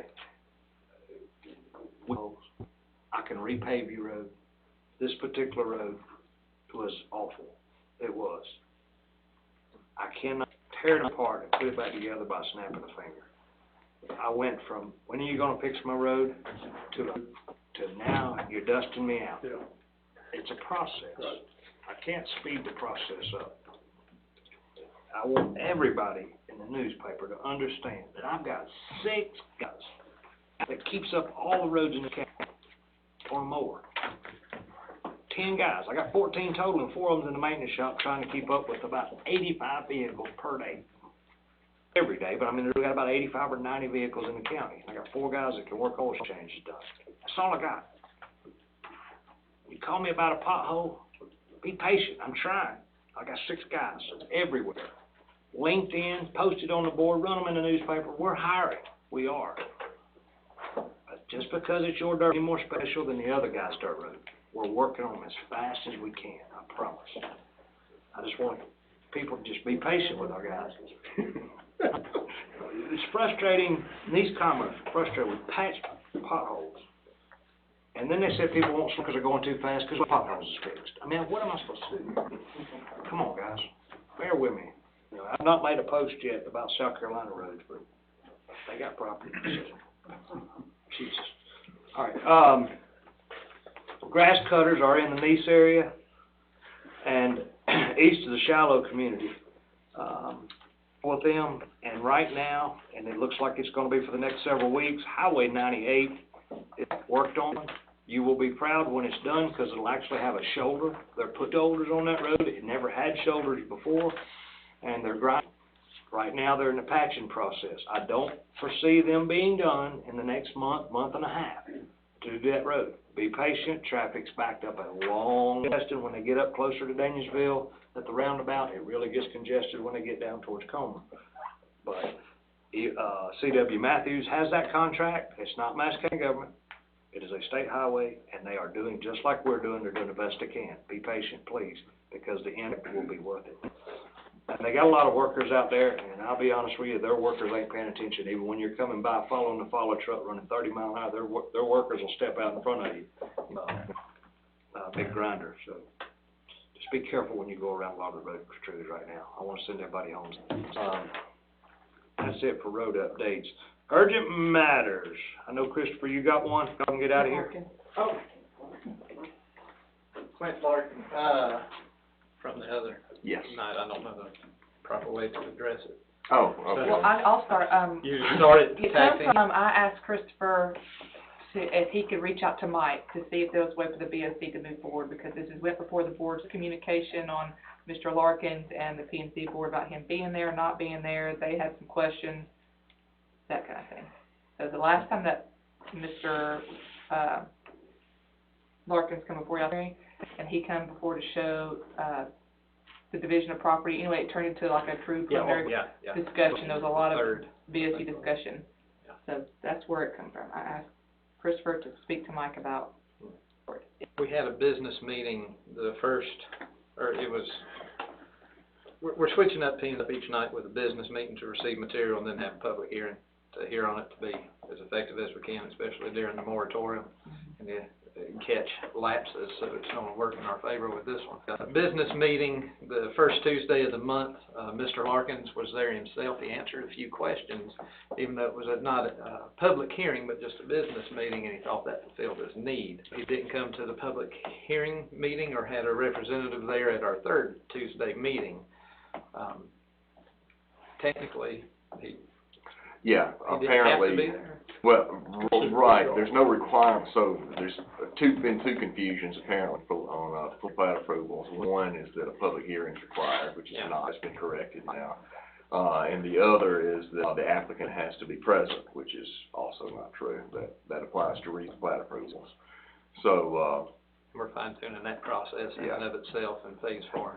right, so that could be rewritten, but as it stands now, that's a requirement. So, I guess to finish the story. Yes, at the last P&Z hearing, it was where they were going to have the public hearing, which we now know is not necessary on Mr. Larkin's preliminary plat. He was an opponent to July 19th, which was when they typically do their public hearings. But the request, I think, is to ask them, or perhaps even vote them, defer to Christopher on exactly what the ask is, to consider that at their July 5th meeting instead, so Mr. Larkin can. it still keeps pace with what the BOC's agenda is. So if the board the vote, I'm not sure the technicality to that one. Mr. Larkin and staff, we'd like to have him come back on the 5th, so we won't interrupt y'all's agenda and schedule. And all we can do is ask him to come. He doesn't have to come, and for us to, when he's supposed to come before y'all. I would think that would make perfect sense. There's no need in waiting another 30 days, in general. Let's just go ahead and move it on the 5th and be done with it. Yes, sir. Because it's still the vote on the regularly scheduled meeting. It was not Yes, here sir. tonight, no way, so, I mean, it shouldn't be a problem whatsoever. Gives the P and Z board an opportunity to go ahead and discuss it. Whether Mr. Larkin will extend, you know, the hand asking him to appease everybody, and what have you, so they can go ahead and put that motion before you, and you can still have, their rec as it's scheduled for y'all. I just need y'all's approval to put it on our agenda for the 5th. It'd be consent in your motion. Or just that, I mean, that's, Permission? well, do you want to, I mean, I think that's up to you as the department head. Would you prefer a Board of Commissioners formal vote, or do you just need to put it on the agenda and tell the P&Z Board of Commissioners is aware there was no dissent, they're expecting to see it on their agenda based on a July 5th P&Z nation? Goodness, now, I put myself on the spot. Chris, I'd follow through with it. It's on video. They can watch the video if they don't believe me, that we said take it back. I don't know what the proper request would be, I'm sorry. Just move ahead. Move ahead. Yeah. Go I for it. will ask the question in regards, I assume this is the Stratton Mill development that y'all are talking Yes, sir. about. Are we making sure, particularly on developments like that, where there is council, but the IDA has the opportunity to and see what's going on? They're supposed to have, in the preliminary process, their approval beforehand. That's one of the checkpoints. It is. Yes, sir. We need to make sure the IDA has that information placed in front of them, because there has been some discussion that on occasion have been, out of the loop a little bit on that, and in fairness to what we've charged those guys with, Oh, yes, sir. we need to make sure they can keep their input on that. This will be the first one that's come through, underneath me. I don't know the right way to I say think that. that there's a, from the IDA in that packet. Yes. Mr. Larkin, too, that one. Yes, sir. And just so y'all know, when the new program comes live, it will automatically out who we tell it to, and they are gonna be on our list, when it comes to that phase for these preliminaries. When it comes in, either their sign off or our sign off, to where there are emails going out, so So y'all it's may checking get tired. down. Yes, sir. It doesn't move forward until everybody. We call it a red block at this point. Thank you. Yes, sir. Thank you, Christopher. Under urgent matter, well, I need to back up.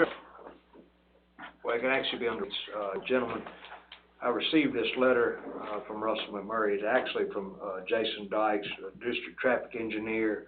It says, "Dear Mr. Higdon, in an effort to finalize the process of consideration of an installation of a roundabout, the above location, please complete the enclosed, roundabout support, and the DOT is asking for this letter to be signed by myself, to consider a 28 and SR 172. That'll be Pioli Junction. I did contact them on this, and it is part of their plan forward. No date initiated, no let time, no completion time, but they are looking for a roundabout there, which I was made aware back in the Danielsville roundabout several years ago, that all the two-lane intersections would be looked at from now on as round, I guess, to follow suit what they're doing in South Georgia. So with the board's, we will give them a letter of support to move forward. This we probably do need a vote on. This one you need to vote on, because I don't know if it's amounts to much monetarily, but it does say you would, if they put the roundabout in, you would have the, any electricity needed and landscaping. We do the maintenance on it. Yeah. I mean, that's a typical. Yeah, it's very typical, and right now, anything that goes through DOT right now is, you basically have to evaluate every intersection now for a roundabout. Motion. Second. Motion by Commissioner Doster, second by Commissioner Chandler. Any other discussion, gentlemen? Hearing none, Frank Bonner. Yeah. Yes. Yeah, yes. Thank you. Christina gonna sign this. That's not the copy to sign, I've got it. Well, mine was good. I was trying to cut down on the signing for tomorrow. I know. All right, any other urgent matters? I think, yes. Yes, sir. Under urgent matters, I'd like for some consideration. Similar to what we've already spoke about, roads kind of getting paved over where trees were and making sure EA is informed with projects. I think we come through the cracks, and I was made aware of that, of course, that everybody's aware, or at least a lot of people are aware, that SMI is expanding their facilities down there and actions with them. It's come to our attention that some of the water line work that they had proposed and were approved really doesn't match what our current standards are and what need to be or what should be. And so in speaking with IDA Chairman Chandler, and I've asked Executive Director again to come forward, that to try to put off any poor installation matters, that we jointly absorb some cost with them and do some additional work to put ourselves in a better position with our school. We need to extend some pipe, increase, provide some redundancy back to the school system, also and promote better flow out of the business park towards A with some larger pipe. I think they're still working on the cost of that, Mr. Gann, and I think the rough cost that was presented was close to $400,000, and possibly with cost sharing being around $200,000. And part of our agreement, we would consider that as a capital improvement project, but it would bring them into compliance with what we'd want. And also, but normally, it would be caught at a design review session and collaboration, so those businesses would absorb that cost fully in the future. It's just, we kind of let them get moving back up. There was some confusion, and I appreciate you bringing it up. So, SMI must have brought a set of plans to y'all for approval for a new building they're building Thomas this afternoon. They had, as of Friday, 168 employees, which is probably approaching the second largest school system in the county, the number of employees. But the situation, they thought when they presented the plans that for their building and what they were trying to do in the water, and I don't know, where their confusion came from, but obviously said what we're trying to do is there's two different line size of their fire protection that they're putting in. Our board adopted a policy a little over a year ago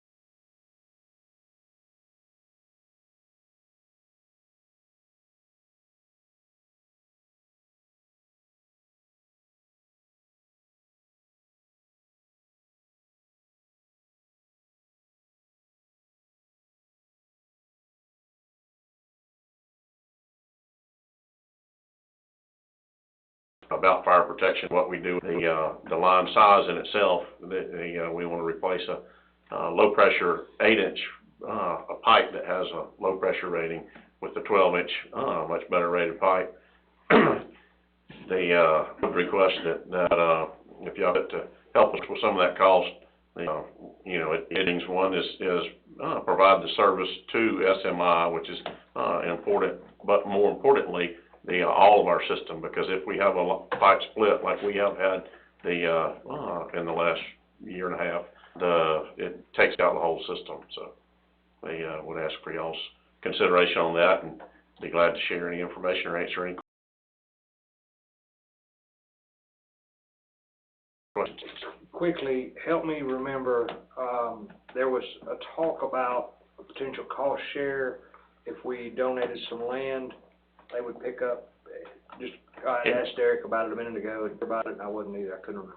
We have a piece of a parcel there at the water tank, and what we're trying to do is it's, you know, I don't know who valued it, but, some $1,000 value on it. And so that comes into consideration. One of the things that, you know, many of y'all know that the water tank there is actually just a good historical marker. Our pressure systems are much higher than the elevation of that tank. So what we also like to do is we've worked with a great attorney to come up with a licensure agreement where we would allow them to go and Madison made or some, you know, that would be approved by our board, that they could use that. They do have, I'm trying to count all the buildings this afternoon. Pretty hard to count all the buildings that they've expanded to, but they are expanding, and the reason that remnant piece of parcel for us is important to them. They would be adding another building in consideration with this. So we want some people employed here in Madison County and growing the tax digest. And, you know, for me, it is owned and operated by the Development Authority in the county. And while y'all were talking about roads, said at some point, I think y'all maybe want to talk about that one, but I'll take care of that for us. So. That's already underway. Yeah, I figured. I don't agree with the pins, though. The pins are not right at the road on 98. They're only like 30 foot, but we got a 60-foot right of way, I think. According to our records, we do. Just so you know. But that is being looked at because of several other businesses right in there. And if you need some help, some of the things with our friends for the state, I might be able to know somebody that can help you with that. I will tell you, I got asked a question about a bridge here in the county on Rogers Mill Road, and I've talked to or communicated with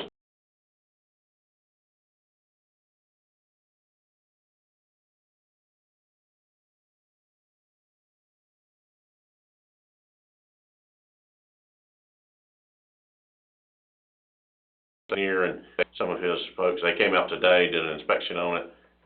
I will be following up with Alan Lipsinski and y'all, anybody that will try to see what the new rating will be. Y'all did some good work on the bridge piers, but I'm not sure that what the rating will turn out to be on that. So we just they specifically just met their specs, but they never did come back and let us know to. Well, and I don't think they knew that y'all had completed the work. And so I had. Sunday afternoon, I sent the state bridge engineer an email asking him to come back and get that one back re-rated, because it still has a 6-ton.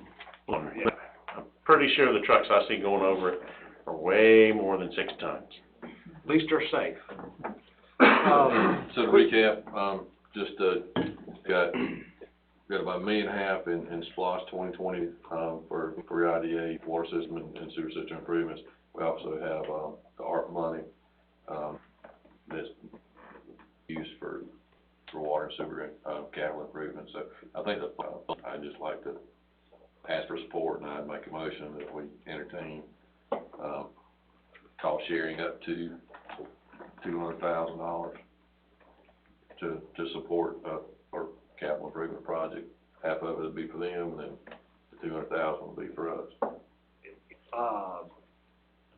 Couple things on that though. First, your preliminary estimates right now. They have an engineer on staff there that you know, I've shared with them our cost on materials and what have you. And of course, you know, we always try to make sure we're getting competitive pricing, and we will be on the materials because we can save some of the on purchasing. So before you put a motion on the table, what I would do is I'd first find out what the dollar figure is gonna be, but I would say that it would be not unreasonable for this board to look at doing a cost share with you on that, or with the IDA on that. I'd just like to first have some numbers, even though I don't get a vote, I'm just saying. I'd like to have some numbers on that. Derek said up to 200,000. Well, I mean, but if it needs to be 240, it comes in 480, I would be fine with giving 240.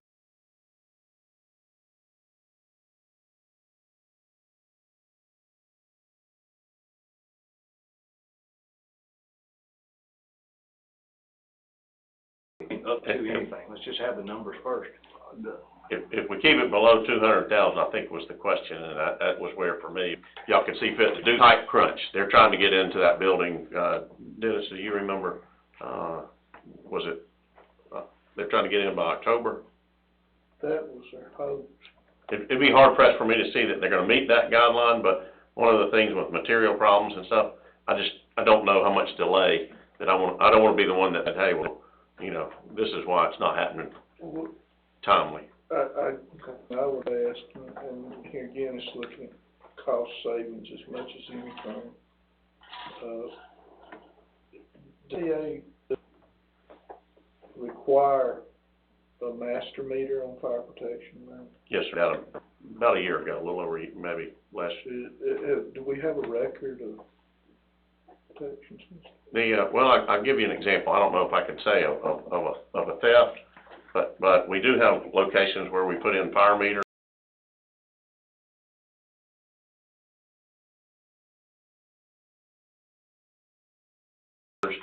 And I know this one, in my mind, said but I use Jack CMC as an example. All of the hydrants around Jack CMC's building, including their lot in the back, are all tied onto there is no direct meter on that fire line.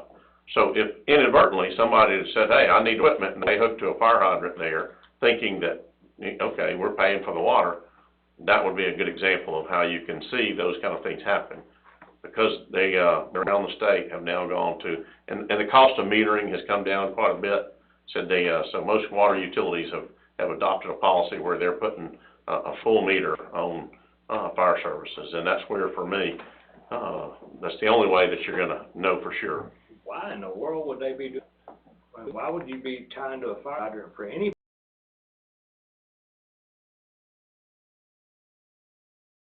other than fire service? Well, People do it though. Yeah, that's just stealing. Yeah, it's stealing. They do it. Fire departments have caught people stealing. Oh, sure. Or filling up swimming pools. And for me, unfortunately, I can't address, all the circumstances, but, we wanna make sure that two things, and there's a public safety side of that. There are a lot of times where a fire line goes into a building, that line, because it doesn't have flow through it, the water loses its chlorination and can grow bacteria that can make people sick. Inadvertently, if a plumber goes in there and makes into it, that is used, drinking water or something like that, that's another health risk that, if something like that happens, so. But and I don't mean to be adversarial, but your double detector has a bypass meter on it anyway that's going to. I'm saying we're kicking numbers around $1,000, $2 range, and master meter on a fire line with a double check. You're talking $40,000 right now. And I'll use Athens Clark County as a much larger system than we have at this time, and they don't require that. I'm just saying, in this particular item, I wouldn't vote on it because I'm involved in the project. I'm pretty sure the plumber ain't gonna tie it to the fire line because we know the difference between them. But it'd be a cost to the county to not install a master meter, because if you put in a check, it's under service assigned purpose, it's gonna tell you if you use. If somebody's misreading water, I'll throw that out there as a It would be a way to detect, off-flow, but you, have no idea whether it was, 20,000 gallons or 2 million, with what's going on with the, and that's why most water utilities have moved to, the cost of metering has come down, and that's where, for me, we adopted that about a year ago, our board did, and so they're putting in 2 new fire line over there. I'll be honest with you, for me, I have no problem with trying to help SMI out. I think that company is very viable for the county, and I'm excited to see what, I hate that we're having a topic about ARPA money now, just personally, only because I've been trying to get a list of ARPA money for 6 or 8 months, and I can't get nobody to give me a number. So to ask for one, I mean, man, I'm stretching that. But so I don't get a vote on this, I'm just saying. I don't have an objection to partnering with the IDA, as long as we go through the bid process and we see the numbers up front, I'm good. Yeah, and that was my, to circumvent that, but just intergovernmental agreement, Yeah. documentation, whatever, appropriate Yeah, I'm good with it. bidding laws, just, At the all end of the day, they are the largest being tax-generating entity in the county. And they want to get bigger if we give them a place to grow. And again, going back to it, and it's not just an improvement for our system. It's a system that enhancement. helps, and I don't wanna go back to roads that are paved over where trees are, trying to do it right to begin with, that's what I'm trying to do. I'd rather do it right the first time than go back and try to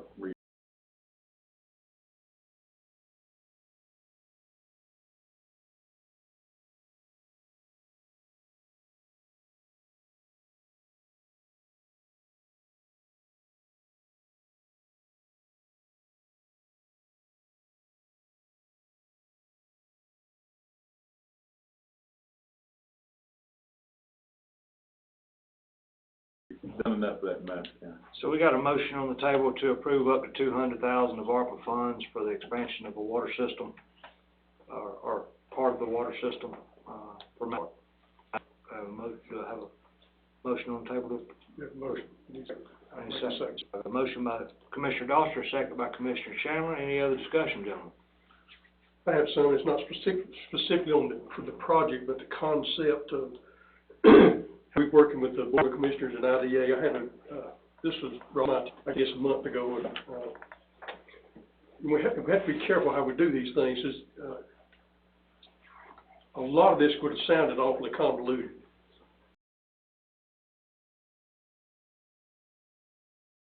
And the proper information not gotten, and the way it was presented to me, like I say, we talking about a month ago, the IDA chairman, I said, look, tell me what's going on here. Because this, what it boils down to, where I'm getting with, anytime we have something going on, the way my mind works, I need to see a plan of where we're going. And if, I agree with Derek and other commissioners, this is certainly a good move to make. But if the IDA is working with us and we're working towards the same, then none of this at any point looks like red flags. I mean, it all seems very reasonable if we all know where we're going and why. But in the absence of information tends to be created, and we got to get past that. We need to know it could have happened if the IDA said, look, this is what's going on, and I still don't have a very good understanding of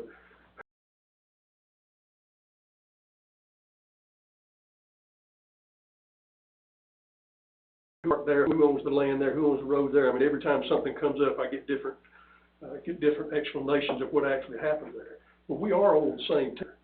So the IDA said, look, this is down here. If you approach the chairman or approach the board, here's what we're thinking. It may well be that we can add something to that rather than y'all have to work on doing it alone. It just makes this whole operation so much easier if we're made aware of what's going on in advance rather than coming to a meeting like this and say, well, I feel exactly the same way.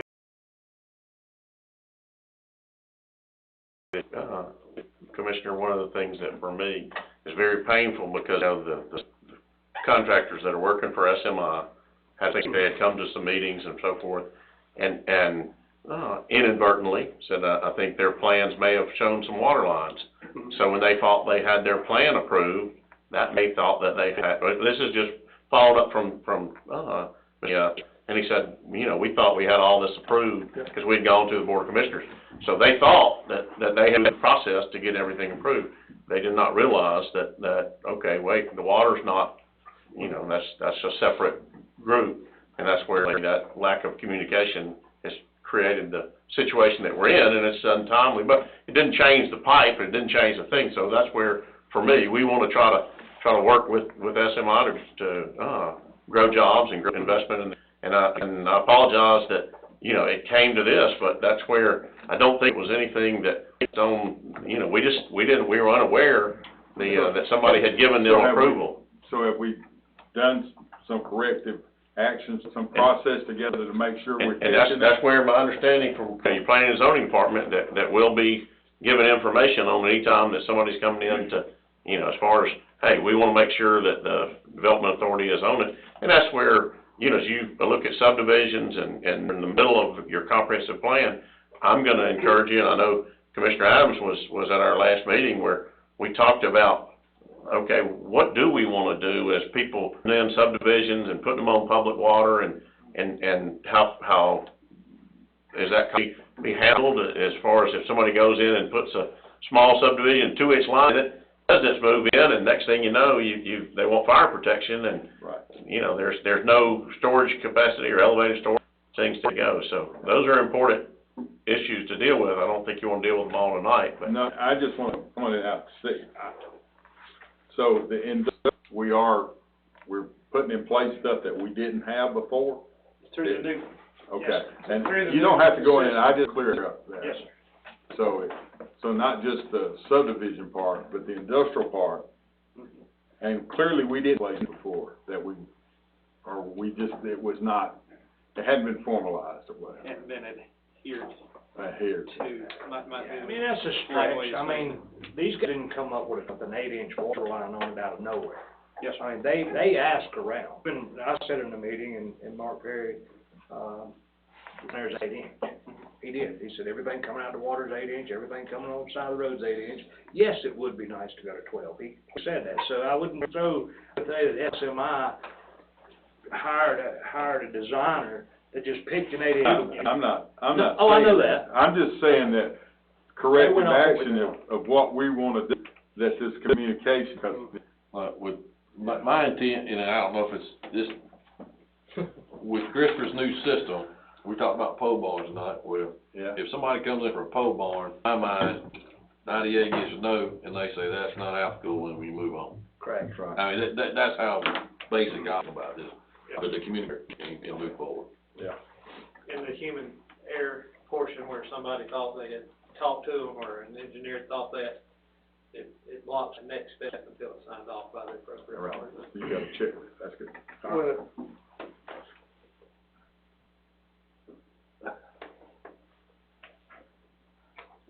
It's still being developed. Oh, I understand, I'm just saying, we are moving forward though. Yes, sir. That's all I wanted to. in particular case, what county has in place at the end of the day, flow tests were done at the site through 2 hydrants. Static pressure was measured at 1 gallons per minute, with pressure was measured at the close construction site. Part of the issue that we have down there, and if I speak out of turn, please speak up, but I think Frank and I are both really close to this. But, you know, what we have in place down there is some PVC pipe was put in the ground some years that never should have been put in the ground. It wasn't designed or engineered for what it's used for now. I mean, that's it, Shell. It happened, we gotta fix it. Yeah. I would even further than where it's at right now into asking the contractor, what did you have in the 8-inch to use here? If we want a 12-inch line, and this is my opinion, and let me say up front now, I'm gonna have to abstain from voting on this because I'm involved with the project, not in the project, but I'm a subcontractor on the job. It would seem to me that the industrial park belongs to Madison County. At the end of the day, the industrial park belongs to Madison County. The infrastructure associated with the industrial park belongs to Madison County. Now, once it leaves the right-of-way and go individual buildings down there, then it becomes the property owners or the facility that it's serving. And, I mean, in fairness to SMI, the potential of what SMI is gonna do there, including bringing up to 240 more jobs into the county and down there, because I'm already churning through some of that now. It would seem to me that we ask the contractor, what did you have in bringing the service to the building? They're gonna provide a number for that. And that number's generated by, they've already got the material down there on the ground. They know what's, and if Madison County / the Madison County IDA feels that it is in our best interest of our water system that it be a 12-inch line, then we'd ask them to take that out of their contract, the process that we use here, which is put it out for bid, spec it out as a 12-inch line, get a credit through back to Madison County, which is what you're talking about through SMI, that SMI through county or through Garland back to the county will donate some portion of this money to Madison County to provide that service. But I believe, or it would be my opinion that it would be more than a 50-50 split. The other folks that we're serving down there is going to make use of this system too. At the day, the burden should be on us to provide the service and not on the. And that's, you're exactly right, Commissioner Adams. You know, for me, what we're trying to do is we've got problems in our system down there. We got small pipe that was installed in the 70s. We've gotten to see the inside of it. Said it's not any fun when you have a 12-inch main that blows out. Said because it's like eggshells. And so for me, what we want to do is we want to replace that pipe, and in doing so, we want to work with a contractor they're a fully licensed utility contractor, and so if we can provide them cost and materials and some things to partner with them on helping solve our problem and helping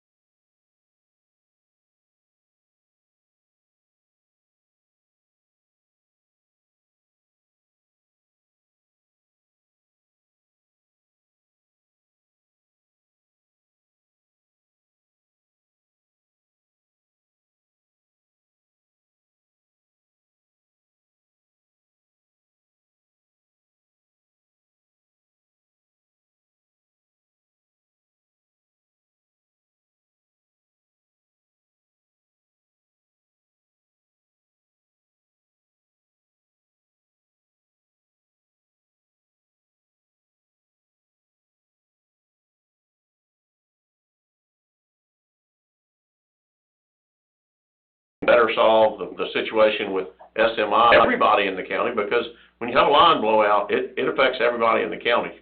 And for me, that's one of the things why we said, look, unique for SMI, and they shouldn't be bearing all this expense, but I think we can together with them and their contractor to resolve this. Unfortunately, said they see some things that you know, they thought, well, hey, we thought all our plans were approved, and fortunately that was just a lack of communication. So we're trying to remedy that. Change what's in the ground, and it doesn't change what needs to be in the ground, but I think this will help resolve that issue. So if I'm hearing you correctly, you're wanting SMI to provide their portion on their end and for Madison County to do our end and fix our own system.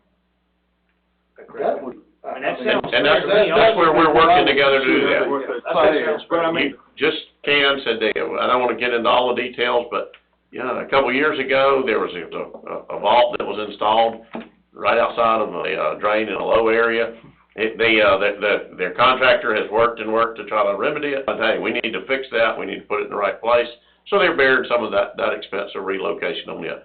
For me, we're trying to work together with them, and I think we met today, and that's why you got the call from our board chairman to ask, hey, you know, we got a problem and we wanna work to fix it, but they're not in the best financial shape to do that. Well, I mean, and I guess your motion was to Approve 200,000. The mechanism of how all that comes about. It'll be approved by the IDA board and to remedy the situation. But I mean, the mechanism that he was talking about going back to them and such, I mean, if that's the best way to do it, it's still the money spent. We authorized 200,000. If it comes back, it should be more, then somebody's got to question again. Yes, sir. Right? Yes, sir.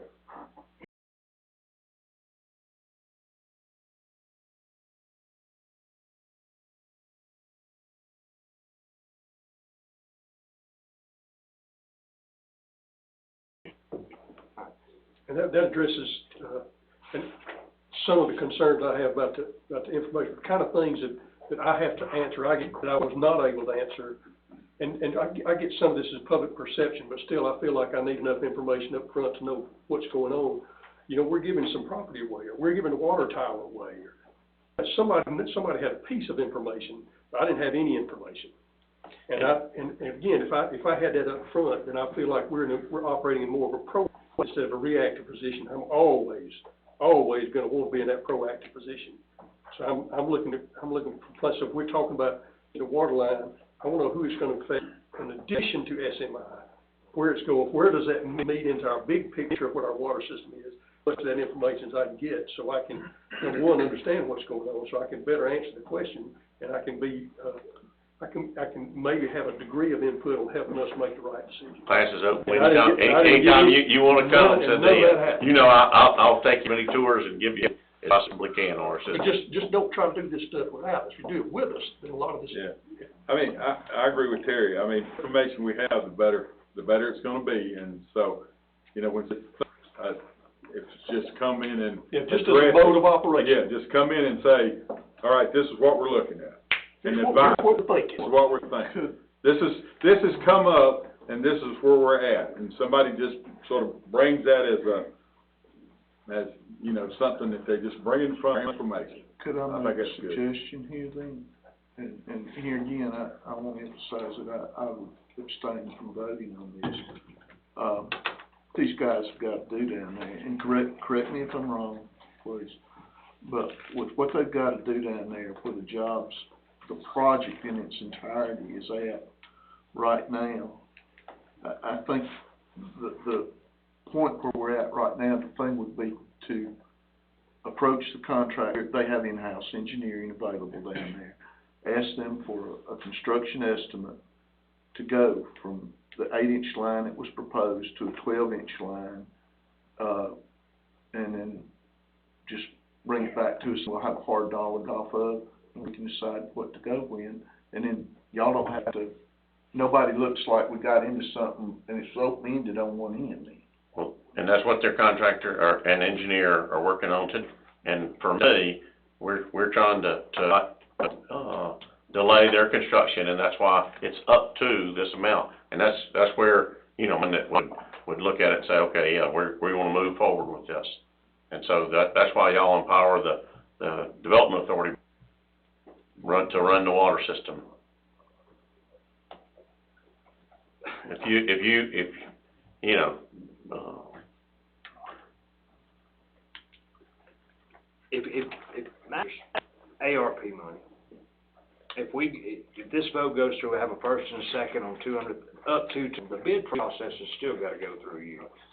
I mean, you're still gonna have to do all the RFPs for contracts, every bit of it, because it's Madison County's money. And I have no problem with it. I think what you're referencing is doing the whole project up to the versus splitting. Yeah, all of the work that we would be paying for will be Madison County Water's property. And we're not doing something on anything except for Exactly. No, I get you. the county water system. That's right. And that's where, for me, we do the materials, all of the materials, and covering that expense. So that's where, I promise you, I know the public works laws, and we will not violate the public work law. No, I don't think so. Mr. Adams mentioned, you know, what, if we have to bear a little bit more cost of whatnot, I was just, my thing wasn't limited to a 50-50 split. It was, if there's benefit, as he was speaking on, you know, if there's if they can get a credit for a site to replace it with a larger, and we need to carry that burden, that's fine. My limit on the dollar amount was to try to give some finite, would show support of this board to SMI that we're trying to do the right thing. Perfect. All right, any other? I think it's on Brian this time. Yes. Yes. Yes. He's just, Yes. Mr. Carey. Thank y'all very much. All right, thank you, buddy. Statements and remarks from citizens.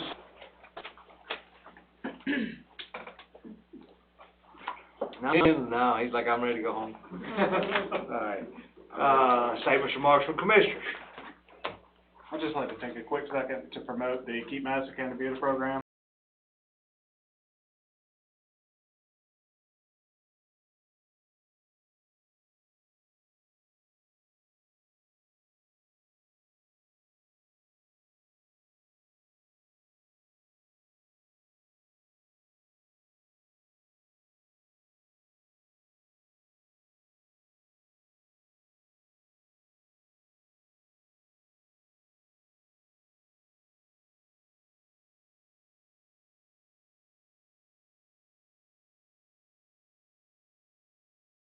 It's really the application process. They've got them at the transfer station.